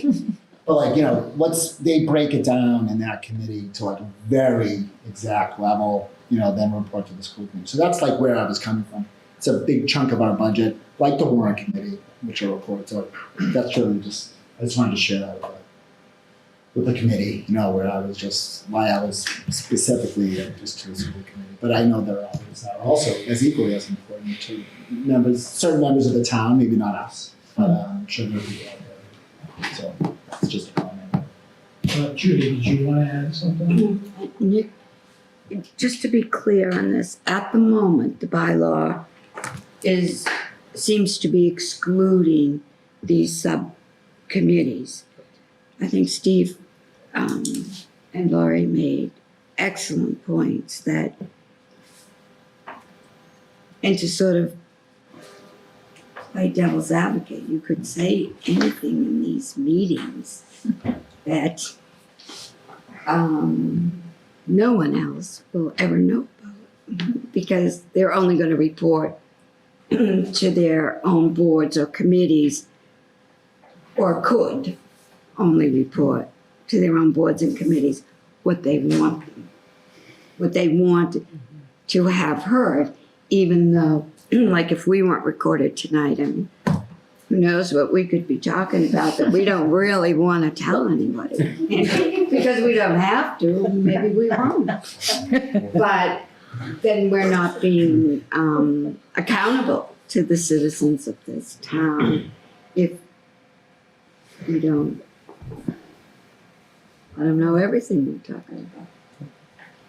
Yeah, I mean, the open meeting law requires that these meetings that are publicly posted have minutes and minutes cover what was covered in the meetings. A recording would do that to the T, but the minutes are supposed to reflect the discussion and the action. So. If I may keep on that same road, it's a nice road, foliage is beautiful here. Is there a way, and we have all that free cash to buy a whole bunch of owls, I'm guessing, that'd pass right away. Is there a way to amend that to say if you are meeting as part of a committee, board, or whatever else, we want to know what you're talking about. I'll add there are two pieces we may not to that. ever listen to it. Process-wise, two things. The select board is meeting next Tuesday. All the articles will be listed on their agenda, so I will certainly bring the feedback. They could certainly amend the article to reflect the feedback. They choose not to. The other thing on the process is it is the Warrant Committee's recommendation. That is the first action at town meeting. You're implying perhaps on record that we could include that in our comments, that yes, we agree to all of this, but we encourage that all committees. I'm confused now. Help me out. Yes, in terms of process, it is the warrant committee's recommendation that goes to town meeting. And the select board has submitted the article. So now then it's up to the warrant committee to say, yes, we agree, no, we don't agree. Or we Or agree we on them could say- broadly, but we recommend a change. We recommend a change. So to follow that process, the town meeting agrees with our recommendation that this is good. We just want to tweak it to, be more inclusive of recorded meetings. And would that come from a friendly amendment at town meeting? Or would that? We'd have to play that out a little bit and get back to you on it, but that is, there's different ways for that to play out. Okay, thank you. So when we're talking about the subcommittees, it would be for the 10 elected boards and committees and their subcommittees? Is that the way I'm, when we're talking about this, because right now it's not the way that it's written, but I think the financial, anything like subcommittee financial. I think anything. I think any subcommittee. All right, yeah, I'm fine with it. Transparency. But it would have With an to be- elected board. Yeah, so it's but we're talking about like the subcommittees of elected boards and committees. Yeah. Just, okay, Both, that's, yeah. I think that's what we're talking about. If we look at the article, How many elected are there? it I don't know, references but they should be if you. section 1234 exceptions, right? Then notwithstanding any other bylaws, the following types of public meetings are not subjected to section 1233. They were not required. And the first one is meetings of subcommittees of the elected bodies. So it sounds to me like if there was that's the concern, is the subcommittees of the elected bodies. That it sounds like there's some discussion of like a red line through that. Okay, hold on, it was, okay, let's get to one. Does that answer your question? it does, I just wanted to clarify. My comment is on subcommittees. I just worry that what if two members of a public body have lunch together and they're gonna talk something, they've been asked to do some research. At what point do you draw the line and people can't just be working all the time under being recorded? So I think there's some concern. We want transparency. I just worry that too much will be tough to administer and people constantly worry that they're not meeting their obligations and there's this light that they think they're hiding something. I don't think people are hiding.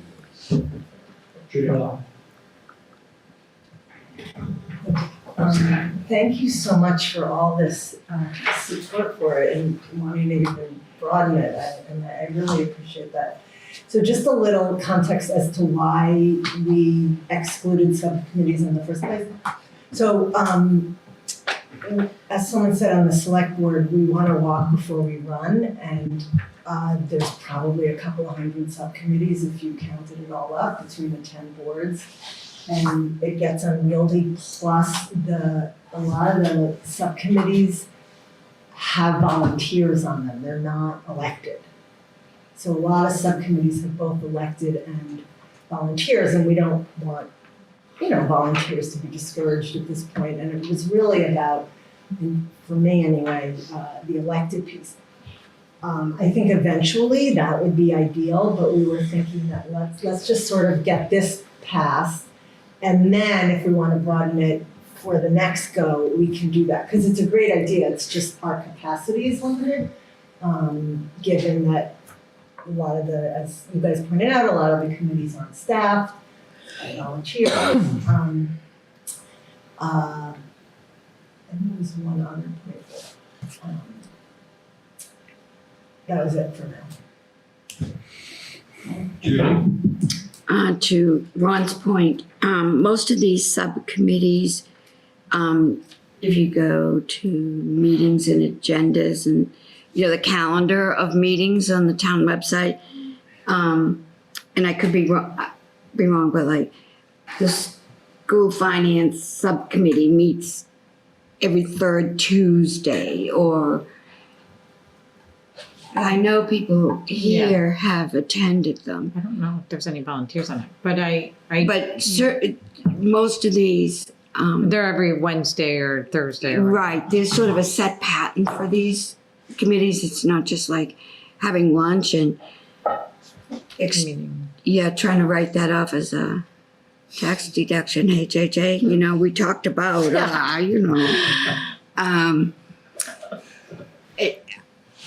so I think if the public is allowed to attend any one of these, to make it easier, if the public is allowed to attend any one of these subcommittees, then it should be recorded because it's open to the public. Therefore, I gotta work today, can't go, but I can catch it on the replay. Thank you. I'd just like to add, I'll just point out on the warrant committee, when we have set up our, like with regards to the walking before you run,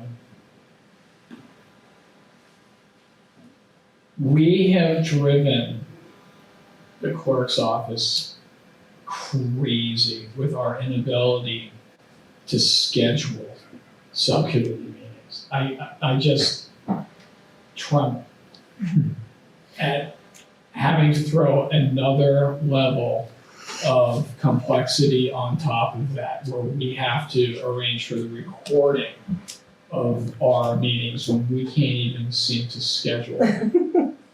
I'm just gonna throw that out there, which he was talking about how there's like so many subcommittees that get it. Anyways, it's a real challenge, and a lot of times, like the subcommittee meetings, I just throw that out there. Is that it's good. The OWL.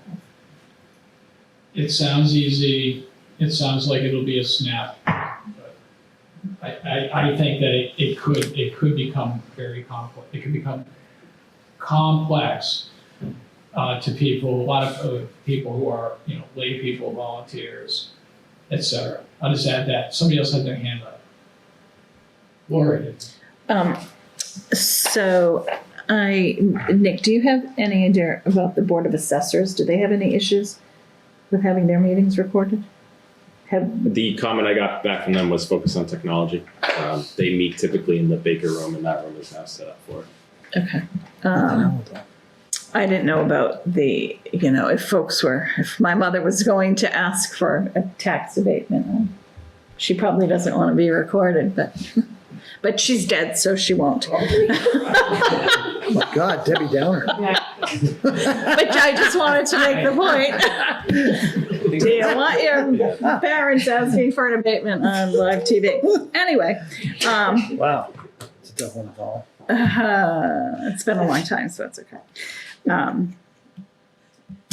The Board of Health, is it possible to not vote tonight and have the Board of Health in and the trustees of the cemetery, if they had some issues as well, and maybe understand the list of committees? I know there was a lot of work being done on committees early on in the year.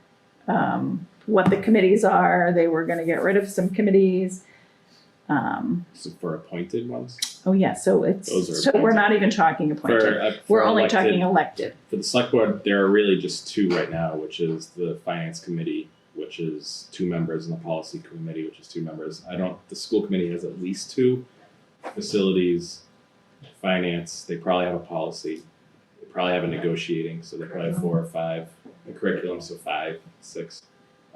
So the subcommittees in those cases would be the committees formed by their board to be explicitly a subcommittee of elected members. And that's how the select board does it. That's how the school committee does it. So is it just those 2 groups? The cemetery board, the library trustees does have some subcommittees. I'd say they have 3 or 4 as well, but I can confirm with Will on that one. So would Warrant fall under subcommittees that we need to? Warrant isn't appointed. We're not, Yeah, we're so not we're not, we elected. wouldn't. We're not Sorry, elected. I just wanted to clarify if we needed to be. For the Board of Health, couldn't we just follow like HIPAA?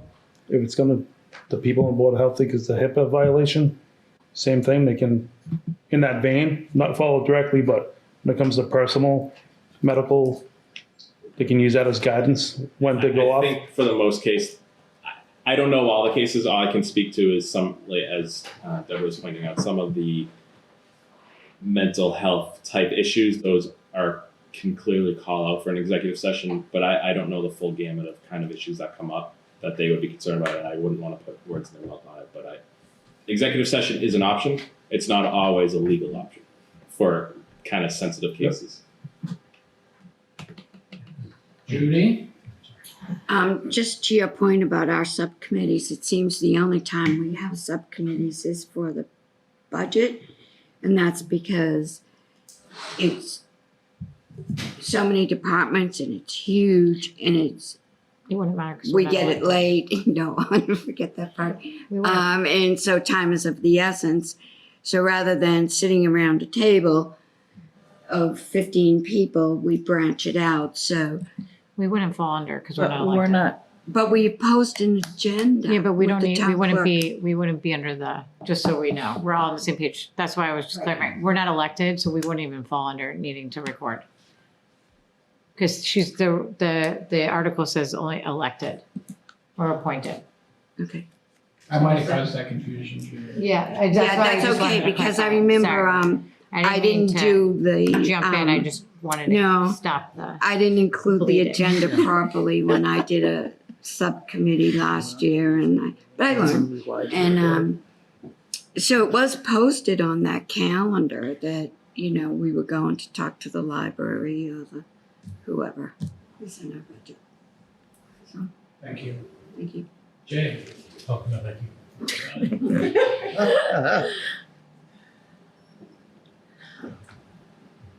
Work. So could we talk to the trustees of the cemetery and the Board of Health next week? Is that possible? And just and then put together a list of the actual committees that would be affected so that, and I'm happy to do that and share that with you.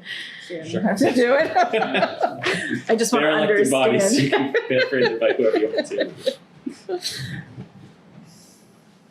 So, let's discuss. Jay? Sorry, still one more question. Mr. Milano, do you think it would be prudent to add, if executive session is already excluded, we have 4 exclusions here. Do you think it would be prudent to add a 5th exclusion that says something like, I erased my own words, but something like, items of a personal nature without a general public interest as noted in the agenda beforehand? Yeah, I think that's the kind of language you'd be looking for to include to that effect. And it's certainly something I can run by town council. On the one hand, I always hate to give you more work, but on the other hand, He loves it. No, it's something, and I would want to run it by town council regardless. So if you want to shoot me a quick email, your first stab at it, I can tweak it from there, and you think council look at it. when we meet next week, possibly with if that's what's going to happen with these involved boards, that you could have wording to that effect? Yes, we're coming down to the wire, so yes. Judy? In regards to using sort of a catch-all phrase, personal issue, literally you can make anything a personal issue. I don't want you to know I have a flat tire in my driveway. That's personal. But is it really? No. I think we're trying, the intent is to give people privacy on certain things that may involve health issues, and being sort of could be made into a large gossip issue in town if you had an issue that really is a discussion between that board and the individuals affected on things that you mentioned, unsafe living conditions in their own personal home, not a business. I wouldn't support exposing people for things like that. That really is, in order for that to be resolved well for the individuals and the purpose of the Board of Health, it really has to, it would seem that Board of Health has to gain the trust of the individuals involved to make good progress. And so I would support that, but be very careful of using a catch-all phrase like personal issue. Just a. Amanda. So do we have time to affect the article? Meaning if we were saying we wanted these two committees to come back and there's thoughts around the subcommittee language, like where are we in the process? So, like, in this process, this is where we're at, is that the deadline for the warrant to go to the printer is somewhere around November 1st. We have tabled the historic district, so we're gonna have to get back in on that, because, right, and then there's this one that we'd like to hear more about potentially. Then, oh yes, there's this whole thing about the MBTA zoning. We probably should get around to having some type of a hearing on. So I'm kind of looking at the calendar, and we can just invite everybody all the time, all live long day and have hearings and hearings and hearings and hearings. But if we're gonna do that, we're really gonna have to do this fast, like Monday, like probably schedule next Monday, next Wednesday. Because just jumping ahead just a little bit, the select board's meeting on Tuesday, they're gonna be addressing, warrant articles. They're gonna be potentially, I think, could vote on an MBTA article that could be the select board MBTA article. Planning board is meeting this Thursday. It's a possibility that there could be a planning board article coming out of there. So we will need to hit MBTA hard, maybe even beginning Wednesday next week. So if we would like to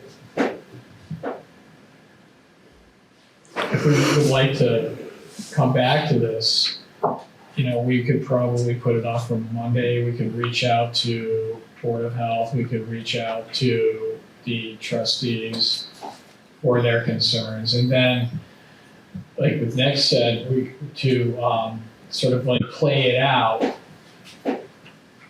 If there was changes that we wanted to see with regards to subcommittees, et cetera, do we do that in our recommendation, such as, I think we're saying, a yes recommendation, but with, the change, we lay that out very carefully, right? That's one way to do it. So, it's true, we're under a lot of pressure, but there is some time. Tom? Yeah, I just say this as to a bylaw, and I understand the walk the wrong principle, but if we're writing a bylaw, we should get it right the first time. Exemptions, maybe subcommittees, and maybe just tie off the end with the Board of Health. And maybe the cemetery, I don't know. I love coming to the Blue Conference Room. I'm not looking to this, and I know MBTA is gonna be tough, but I just think, writing bylaws, let's try to just do it right first. And I think it's a great bylaw, the recordings, I think it is, but that would just be like my follow-up to Mr. Chair. Sure. Which means coming more, I guess, but yeah. Yeah, it's fine. I agree. Yeah, I'm just wondering the process, like, if we hear and then we want to change the wording, then it has to go back to the select board and they have to change the wording, and then we have to, is that how it works?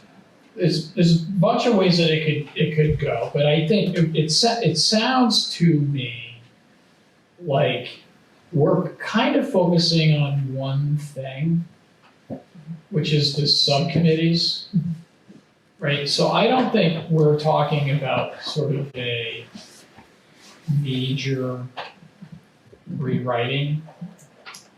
So I think one thing that could happen is it's again, it sounds like it's a lot like the historic zoning, or the historic district, right? That we're like, yes, we like this, it's a good idea, however, there's a couple things that we'd like to focus on. I think it could be done in the recommendation. I agree. I agree, town meeting can bite, or they can just accept as presented. If the town meeting, like if we say yes to this article, but we have in our recommendation, we should also do subcommittees, and the town meeting votes yes, do they vote yes to both the article and the recommendation? No. But they'll do friendly, I'm sorry. Right, go ahead. Friendly amendments, they would have to say, we recommend, we like what the warrant committee has to say, or. So they do it then during the They meeting? would have to do it then, and so that's why I just said, like, we could just do our homework, rate what we think. Okay. Town meeting can just take the oath and we'll see. All right. Just because it's a bylaw.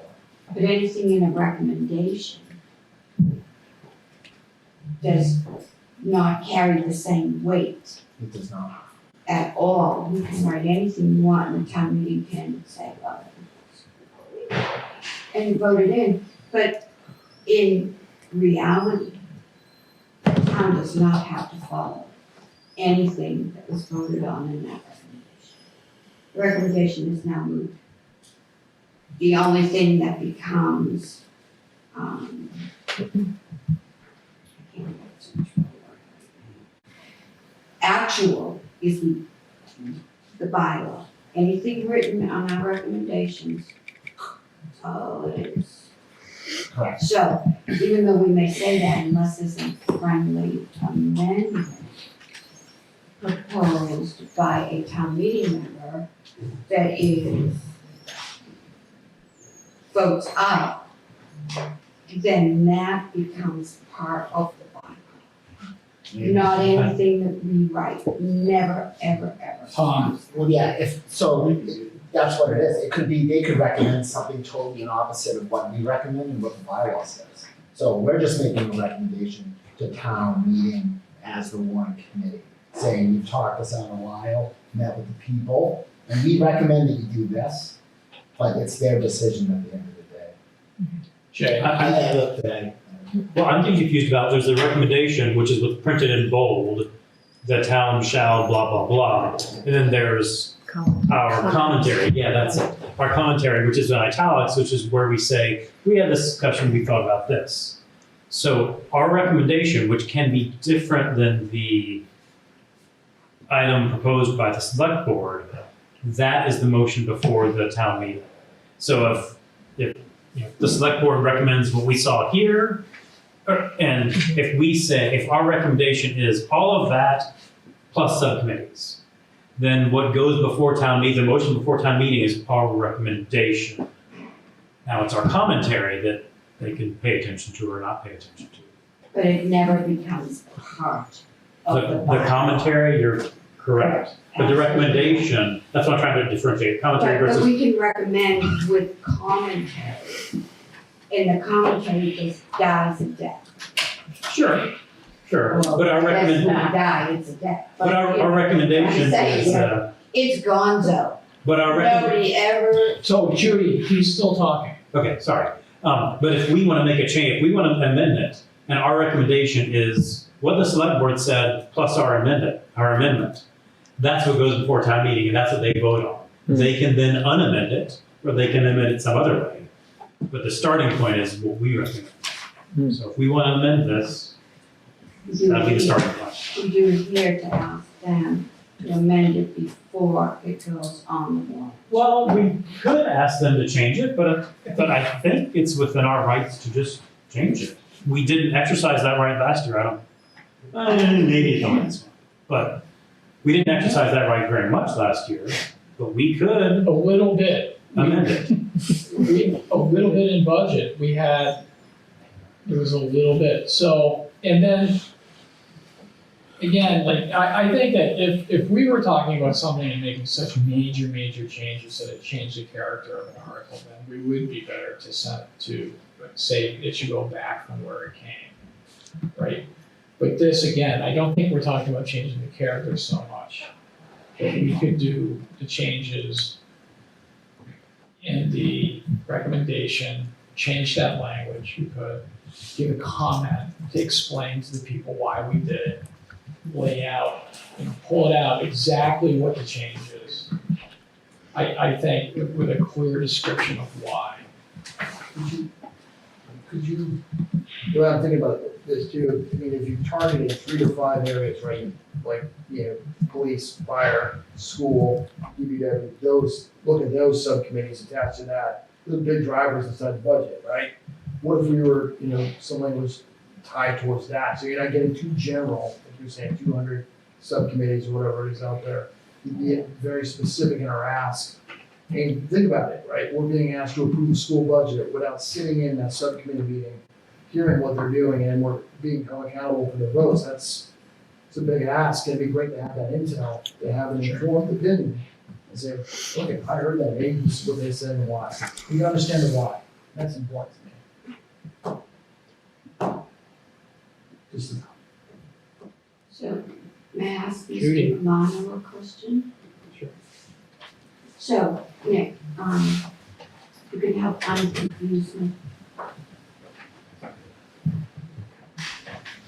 As Steve mentioned, and I think it's a good mention, the major subcommittees that we probably really would want to hear from. How can we amend this bylaw before it goes to town meeting, not knowing whether there will be a friendly amendment to take our thought process in the recommendation and actually make it part of the bylaw at town meeting? How do we do that before we get it done? I will certainly be providing the select board an update at our meeting on Tuesday. And the warrant article is on the warrant because they submitted it to be included. They can certainly take a look at it and make some changes at their meeting on Tuesday. My understanding is the other option is there's 2 options, as Jay was mentioning, is there's your commentary, which is in italics in the warrant. Then there's the bold, which is the recommendation of the warrant committee. And my understanding, historically, there have been times where the warrant committee, in its bold recommendation, which becomes the motion at town meeting, will make sometimes occasional changes to the article in the warrants. That hasn't happened, I don't believe, since I've been here. But Yeah. I believe it is something that is not, it is something that has happened here. I think it's something we should consider. It could be the most expeditious way to do it, especially if it's our recommendation, if it's tight, if it seems to be going only to like one focused portion of it, doesn't change the character of it, doesn't change the intent. That could be easily highlighted and communicated and understood. And if the town disagrees with us, they could remedy that easily with a friendly amendment. Would it be a friendly amendment? With some type of an amendment? If it's not, I don't know if it would be, there'd probably be an argument. We don't need to get, Friendly. we'll ask Mr. Hess, but with some type of emotion, right? If the town just disagrees with us on this, they could very easily clean that up and get to a vote. Well, they're gonna clean up this apparently. Well, I think it Was sounds never explained to us. So if they're gonna clean up this, They may Just- not though. They may not. That's what we were laying out. They may not. So could we have them clean up something else? You know, well, there's the room. So maybe. They may choose, they might choose just to let us have it. Like, you know, Mr. Milano will give them a brief and, okay, so where are we at on this? Because we still have another agenda item. It sounds to me like we are going to suspend our discussion of this and table it for a future date. Yes, okay, fine. I think that what we'll do is I think we're probably talking at least Monday and Wednesday next week, maybe so that people can maybe watch a select board meeting Tuesday. I would suggest that people watch the planning board meeting on Thursday. And we would tentatively be looking at Monday and Wednesday. I'll reach out to people, I'll reach out to Board of Health, to the trustees.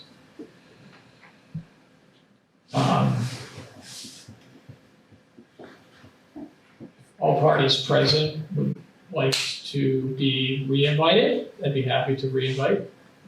If you would like for your, I'll probably be working the meetings. So if you would like to rest on your. We add in all these other committees, think of that. We good? All right. Thank you. Thank you, thank you.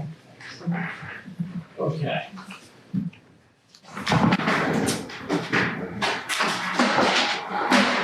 There is a proposed article on the warrant with regards to the budget. What's this? To amend the appropriations. Mr. Milano. Sure, thank you. Thank you. I think I talked about this a bit when I was here, just to give an overview of the warrant. But we have a warrant article to amend the fiscal 2024 budget, which is this year's budget. Nothing, absolutely The nothing. appropriation to the reserve Yeah, fund. next, kicking. As a reminder, the reserve fund is set aside for unanticipated expenses that we may incur over the course of the fiscal year. Appropriations out of it are subject to the approval of the warrant committee. And if you'll recall, at the end, for those of you who were on the committee last year, at the end of the fiscal year, we, Amy Dexter and I, came to the warrant committee to request to describe some of the transfers that we were doing at the end of the fiscal year to close our books, and requested, I think at that time the warrant committee approved the chair to sign off on the expected reserve fund transfers. So the adjustment is a $350,000 increase to the fiscal 24 reserve fund. And the reason we have this money is that as we're going through this fiscal year, if you're looking at mortgage rates or anything, interest rates are very high. The town has done very well on its interest income over the past 9 to 12 months. We expect we'll continue to do well. There are not many indications that rates will be going down anytime soon, for better or worse. So we anticipate to earn strong investment income again in fiscal 24. That is matching out with what we brought in year to date. So we feel comfortable increasing our anticipated revenues to allow for an additional appropriation of $350,000 into the reserve fund, not going into any operating budgets, whether our town or schools. It's setting aside into the reserve fund for things that may come up over the course of the fiscal year. And if you'll recall, the reserve fund transfer that has already been approved for the DPW wood chipper, that will eat up about $110,000 of this anyway. So we're replenishing that and more in fiscal 24. And I think that's an overall view of where things stand. Happy to take any questions for more specifics. Jay. The proposed article says that the $350,000 will be raised from the tax levy. Am I overthinking that? That's the general description of how we get all of our revenues. So including investment income? That's the phrasing we use I'm to overthinking it. Okay. make it distinct from free cash. If it was free cash, would say from certified free cash. Thank you. And you, and help me, and it seems like you're saying that you're anticipating that, like, my question is really like, where does this money exist now? Sure. So when we finalize our revenue projections for fiscal 24 back in really February, maybe March, we said, we expect local receipts to be $9.5 million. Yep. Here we are 7 months later, we're seeing the writing on the wall that investment income is coming in stronger. So basically we're saying those revenue estimates we had 8 months ago, we're going to increase those. And therefore the town can appropriate from those monies if it wants to. Yep. Or the town could just sit pat, in which case we'll have excess revenue close out to free cash at the end of this fiscal year. So we're going to bring in the money. It's just a question of whether it will be appropriated into any departmental or otherwise account. And we're saying, let's grab some of it for the reserve fund. And if we continue to bring in more than we expect, it'll close out to free cash like all other excess revenues do. Right. So let's say that we vote for the 350,000 based upon the expected revenue coming in. I'm just interested in the accounting. Sure. But I'm assuming that not all that money's in yet, but it's expected to come in. Correct. Yeah, it's the fiscal year started July, where it goes through June. So it's what we expect to bring in over the course of the 12 months of So this how do year. we account for the difference between like what we're appropriating? Let's say the town votes this through at this special town meeting. And now we're going to establish a $350,000 amount. But if the money's not there yet, how do we account for the difference between like what we actually have received in our tax levy versus what we expect to get to meet that 350? How does that get accounted for? It's really all forecasting. It's what we anticipate to bring in over the course of the fiscal year. It's never how much money does the town of Milton have October 18th, 2023. Right. It's how much money do we expect we will have brought in by June 30th of 24. Well, so it's math and grammar. It's a lot. Thank you. Apples and oranges. Sure. Amanda. So why now? Like, why do it? I guess. Like, if there's the projection, is there the need to put money in the reserve fund, or is it to just like why not wait until you know exactly what it is? Is there a shortfall, or is there a need that you feel like we don't have enough in reserve fund? There's short answer and a long answer. So there's no critical need right now. We historically always underfund our snow and ice budget. It's not enough money. So we know every year we're going to have a deficit in snow and ice. Until we fully fund that budget, it's going to be a problem. So, if there's an opportunity to set aside more money, knowing winter is coming, then let's do it.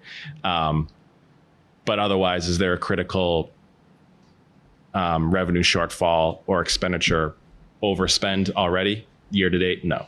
So it's not because of some known thing other than it's good to have more flex in our budget if we can at the end of the year. If we didn't appropriate it at this time, then we would continue to bring the money in, but we would not have it appropriated into our budget to be used at all. So that money would close out to free cash at the end of this fiscal year, be available once free cash is certified next year. So by making this appropriation, if we need it in fiscal 24, it's there. We will bring it in either way, but this way it's available to be spent if our recommendation is to do so to this committee. Thanks. And you worked with Amy Dexter on this? Correct. She thinks it's a good idea? Yes. Amy Dexter says it's a good idea. Is there any further discussion that we would like to have?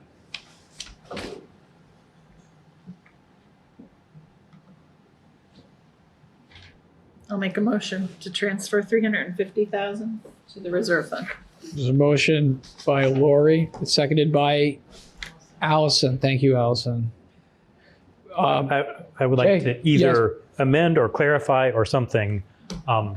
Karen, all the numbers are off by a year. I saw that. I know. I will fix it. We will fix it. I love pointing out mistakes. No, I know. It's a bad one. No, thank you for that. I mean, it's important. This is It a is, lot of no. money. Okay. You don't want it to go on the warrant like that. We I'll all tell you that know much. what year it should say. And Yeah. okay. Thank you, Jay. Let us all agree that this is a minor Scrivener's error. It's a typographical error. It doesn't change the nature of what we're talking about. We are all understanding that we're talking about fiscal year 24, and that we will take care of this minor typographical error. Okay. Great. Thank you, Jay. Madam Clerk, would you please conduct a roll call vote? Second? It was Allison. Oh, sorry. I'm right next to you. I'm sorry. Jay, I know. Quiet today. So quiet. You're all in person. You Can we have to do just- a roll call. Yeas or nays, if you want Oh, to. whoa, wait a minute. Wow, I don't think we've ever done it. Off the top rope. Our regular Oh. course. We've never done that. Okay, so everybody hold up your tankards, right? There's a motion on the floor. All in favor, say aye. Aye. All against, say nay. The ayes have it. Nice job. It's unusual. It's ever. A natural. Wow. Thanks, Nick, for pointing that out. Okay. So the only other remaining item on the agenda was scheduling discussion. I think we kind of did that a little bit, was to talk about how are we going to do this? Because we've got warrant goes to the printer in on or about November 1st, let's say. Okay, we're going to have to draft comments, recommendations, comments. It's not, for what we've done so far, it's not that bad, but we have to get back to historic districts and to MBTA. yeah, and then we got MBTA. Aside, other than that, is there, Judy? Did you say November 1st it's going to the printer? Yes, ma'am. 2 weeks. And I go out on Halloween. You should. It's a fun show. We might be here. Bring back candy to the I won't next be here. Good for you. meeting. No, it's true. Halloween's important. It is important. Is that unusually early or? It has to, okay, so it's probably late because what they did in this iteration was knowing that MBTA was coming, and in order to give us ample time to prepare, they actually kicked the Printing. they kicked the whole special town meeting date out from where it was previously scheduled. I don't know when it was, October now? Okay, until December to, like I said, to give us ample time to be able to do this. So here we are. Okay, so yeah. 2 weeks left, thank you. The planning board is going to be a big one tomorrow night. Select board is going to be a big one on Tuesday. And then, they're having a public hearing on the select board article at the planning board. I think that's Thursday, the 26th, Yes. right? Yes. Locked away. Okay, so, and then it's a question. I ask you good people, I'm thinking that maybe, we should hold off on our discussions till after the public forum on these, because like, why have a public hearing if sort of like the people who, make these decisions don't hear it? I don't know. I'll throw that out to Jay. I respectfully disagree. I think there will be details that may not be finalized till pretty late. I think there are some big questions that will need to be addressed by this board that could be addressed as soon as Monday, could be addressed right now. I'm not suggesting that. There are big questions that we'll have to wrestle with, even if details will be coming later. Amanda. I would just worry that if it's the 26th and the warrant closes, and it goes to the printer on the 1st, the 26th is a Thursday. That's like no time to discuss a very big issue if that's the first time that we're talking about it. So if we're used to saying- that, though. We're used to that. We did that with the budget. We did that last year. But this is The budget, the land swap. Yeah, but I don't think we did it in 2 days. Like between the 26th and we had a lot of discussion prior to, like we had a lot of discussions about it. You're correct. That's You're all. correct. So I'm just saying it wouldn't hurt to continue talking about it after, but I would be really wary if the first time that we're discussing it as a committee is after the 26th, when you have, so you're talking Friday, Monday, Tuesday. Okay. That's just my.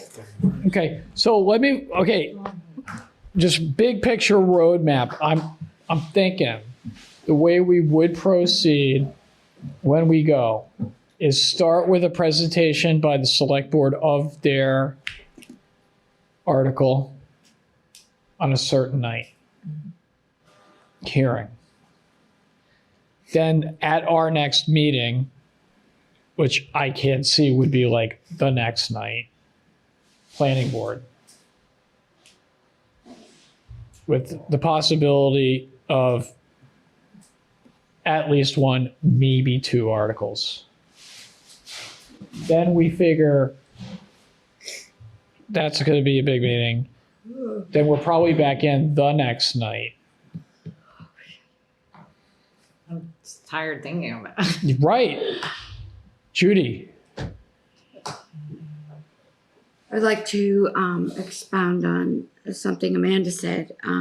Yeah, we did squish things in, but we had meetings going way past bedtime for even an hour. Not one of those. Okay. So we'll bring in Tom's gum. No, I don't think. Lots of bubble gum. I think the point of my raising my hand is this. Do they have to start at 7? Could they start earlier? Is that a possibility or no? Is We can. Yes, Judy.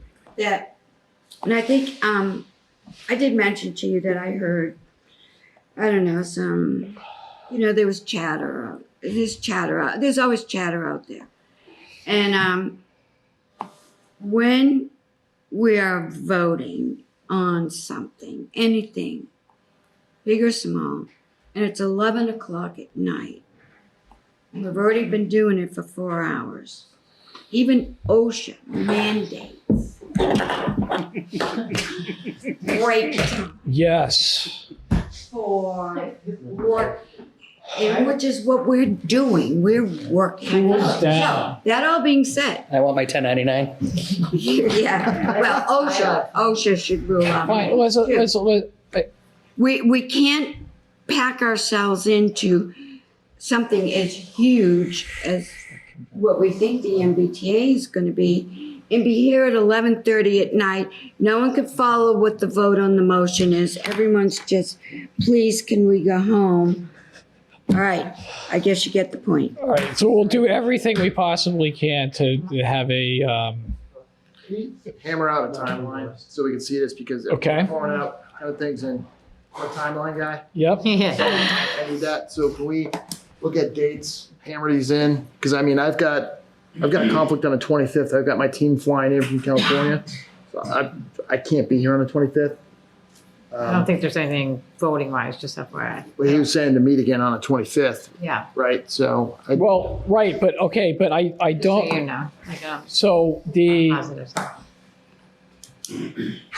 we can meet on, okay, we're talking about meeting on Monday. We could meet on Tuesday too, but select board meets on Tuesday and they're not going to have like I believe that there's going to be an amended article that's voted on by select board on Tuesday. So Tuesday would be sort of like the first night that we have what might be a ready to go article. Because I don't think it's like ready to go right now. I don't think they'd want to come and present what they have right now to us. So Tuesday, we could talk to them about Wednesday presentation, but we're definitely not voting.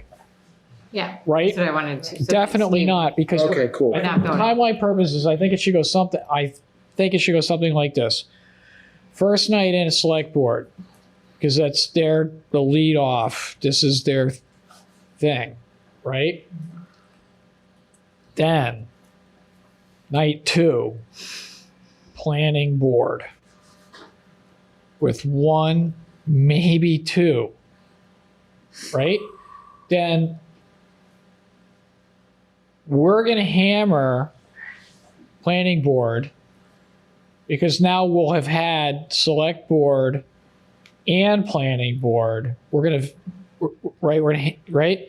So then, the question at that point then, do we want to maybe just have the 2 hearings and then like on the third night, so I'm thinking like, and November 1st, let me put it like this. My experience with the printer is that they'll tell us November 1st, but what they're really going to tell us is that November 3rd. they're going to say by the 3rd, which means close of business on the 3rd, which really means, what's that? Which is 1 o'clock to do. Yeah, so I think it could, I think we have that week to get the comment in. I think that really our comment would really need to be in by close of business on the 3rd so that they can. So just kind of recap. So 10:23, we meet potentially. 10:24, select board. Yep. 10:25, we would reconvene potentially again, and then 10:26 is planning board. Is that right? Yes. Well, that's their meeting. Actually, the planning board is meeting on The 26th for community. the 26th, but you know what? That might be a great opportunity. That's their pitch. Or actually what that is the 26th is public hearing on the select board article. So then probably at that point, and I've been told, we had a warrant committee meeting on a Friday. No, not happening. I broke a rule. People were coming up to me on the street going, I heard that the warrant committee, I guess there's a rule in Milton that the warrant committee doesn't meet on Friday. I'm not making that mistake again. Yeah. So then we're talking about, so it looks like we could do Monday the 23rd, Wednesday the 25th. If we want to do MBTA, we could do MBTA at the planning board, observe as citizens. I mean, they're probably here in the blue room. Can I Or is that ask a COA? question about the planning board might not have an article. That meeting that they're doing is public comment, so I don't know. I mean, we might get to show up, but like, are they definitely gonna do? Like, we don't really know, right? I believe that there's going to be discussion tomorrow night of a planning board article. Okay. I believe my read of planning board is that they want a planning board article. Yeah, they want option 2, they said. I'm sorry, They said Tim? they want an option 2. Okay. That's So it's gonna happen. And that's the Sounds- planning board. I think that the planning board wants to put forward a planning board article. And But just logistically, that meeting on Thursday will not be to do an article. they're talking about tomorrow night. Oh, tomorrow night they're gonna do the article. You meant the public forum. The public forum's the week later, The public forum is to discuss the select board, but their article will be done tomorrow night. potentially. I believe that the planning board would like to have an article tomorrow night that can go to the select board on Tuesday. So, sorry. Go ahead. So logistically, like, I don't know how long the select board would take to do their presentation, but if they have their article done tomorrow and the select board is Tuesday, then maybe they can both present Wednesday and make it a big MBTA day. That would be. Or is that too much? I don't know. It's a lot. I mean, because Or do you want it to be after the meeting with the public comment? I don't know. I could talk to them. I could see what comes out of planning board. I think that it's going to be similar from what I've seen of their discussions. So we've all watched the discussions. There's districts and there's numbers of units per acre. And I think from what I've seen of planning board, is that what I could see coming out of there is something that looks a lot like the original article, where maybe some districts are pulled out and some numbers are brought, I'm just going to assume brought down, not up. And so that what will come out of the planning board will be zoning that is similar, but just less. And then I think probably at some point we will want to have a discussion of what does it mean to be in non-compliance, right? One, I've heard articulated something on the order of non-compliance means that the Earth will stop spinning on its axis and we will all go flying into space. Can I ask a question? Yep. Are we talking too much about? Potentially. I think for scheduling our conversation, I think it's a part of the conversation that we're going to want to have, right? Because I think that if there's a planning board article that's less than the 2461, that's going to be part of the conversation, is what is the effect of, so if we're looking at alternatives, right? JJ. So if that's the case, we might want to have the town council available at some point too. I think so, right? Yeah, it's a good idea. And that's actually the subject I was thinking of when I was saying we could talk as soon as Monday, because no matter what we're going to have in front of us, that's a subject that I think we will want to look at thoroughly, no matter what the details that will follow are. It's a big deal.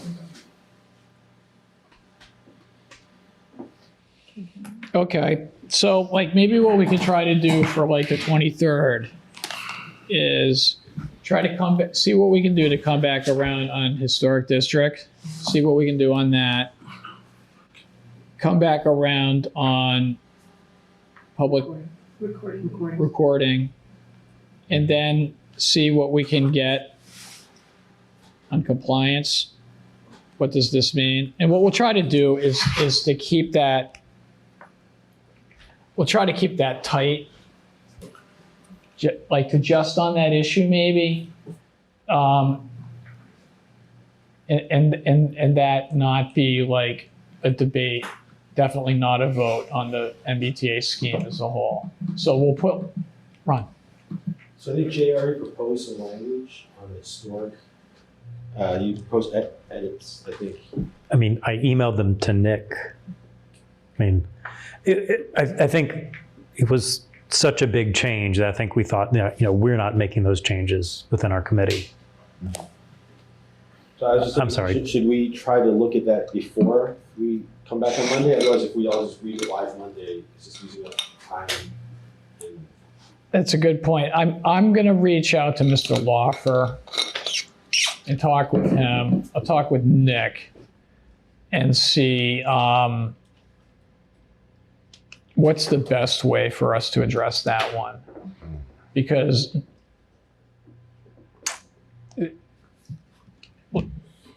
our sense is the concern is, are we as the warrant committee drafting bylaws?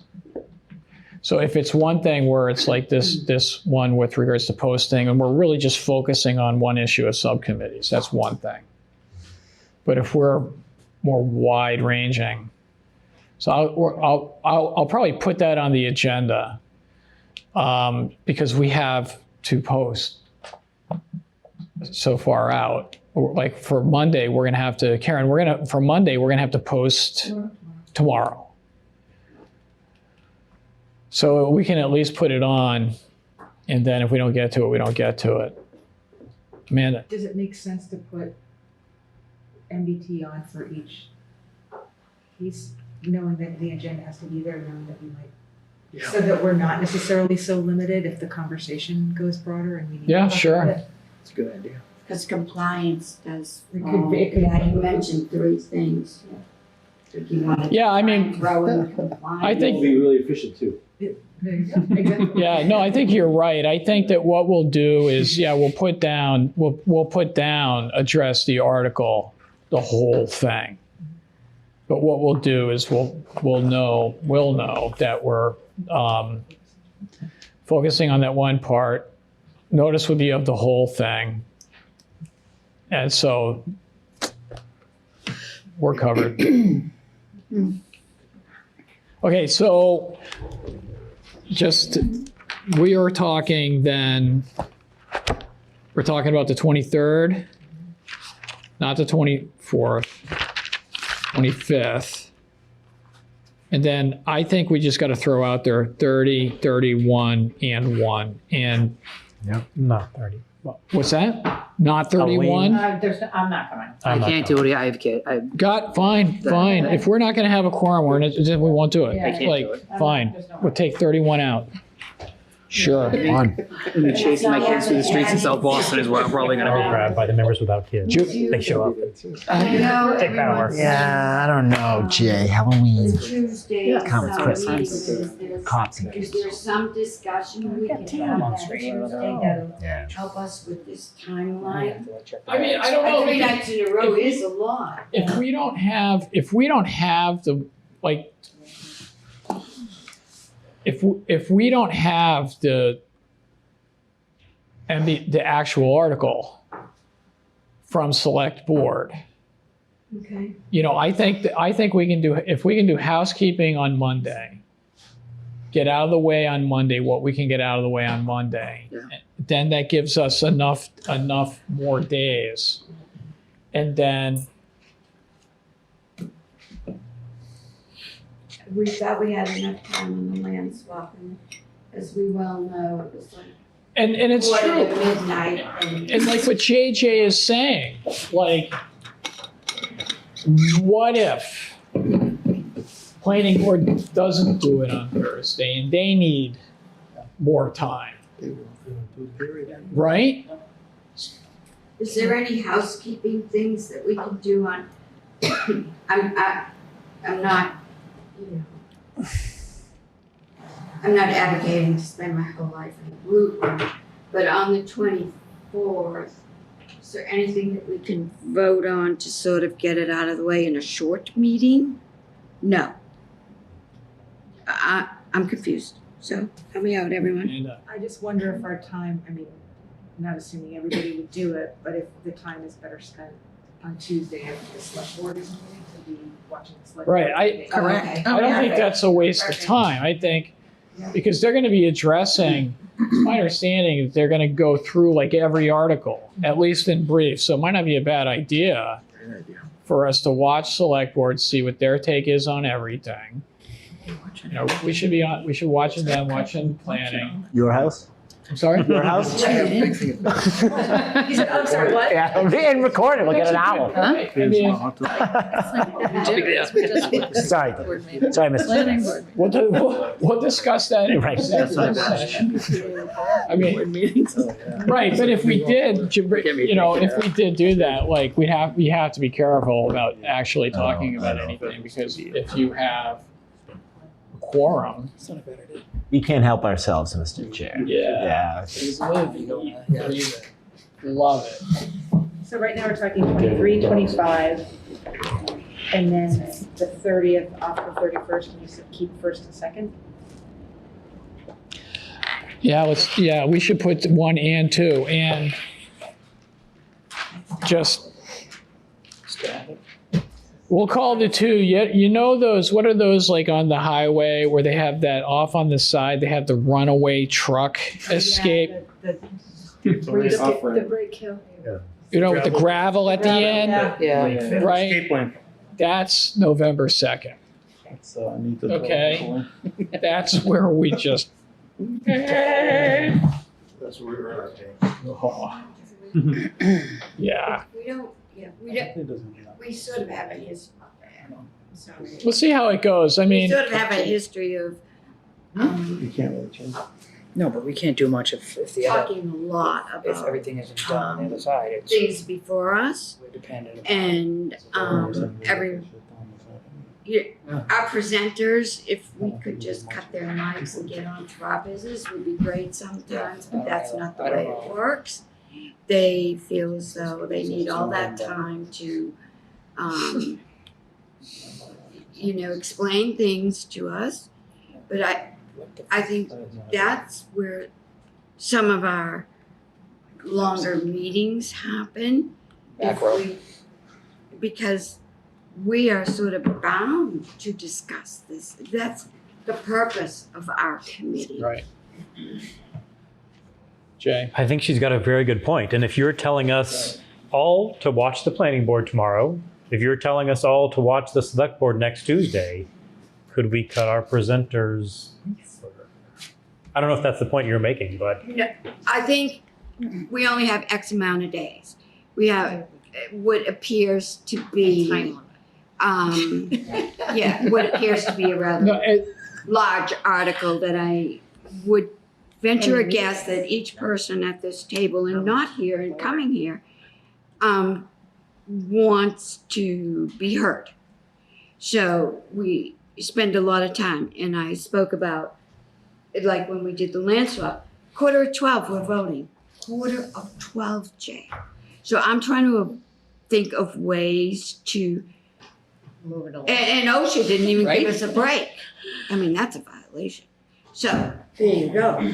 We need to take what time we have left to us and allocate it. Limit.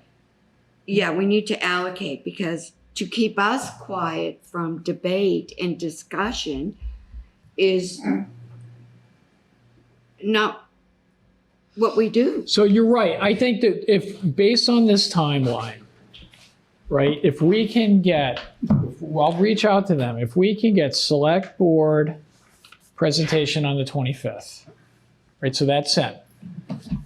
And then if we can get the select board in on the 25th, planning board in on the 30th, I think that the presentation by the planning board we should be able to avoid death by PowerPoint on that one. I'm sorry, but it's going to be death by PowerPoint on the 25th. Yeah.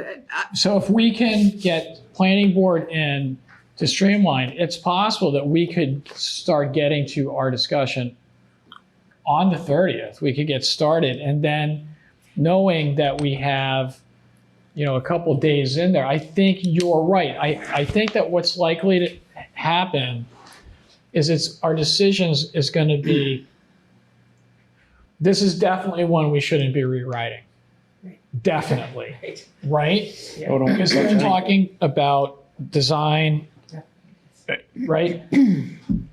All that. So we should hopefully be able to set it up as it's a choice between options, right? So if we can streamline it so that what we're really doing here is we're not going to reinvent the wheel, we're not going to get into the weeds of drafting zoning, this zoning, is that we're going to have likely 2 choices, possibly 3, right, to choose from. And then I think that it's like it was said, like if we're all watching, select board watching, we've seen the proposal. Many of us have watched the presentations hours and hours and hours. There shouldn't be any surprises, and people should be conversant of the issues. Again, at this point, I would still say keep an open mind.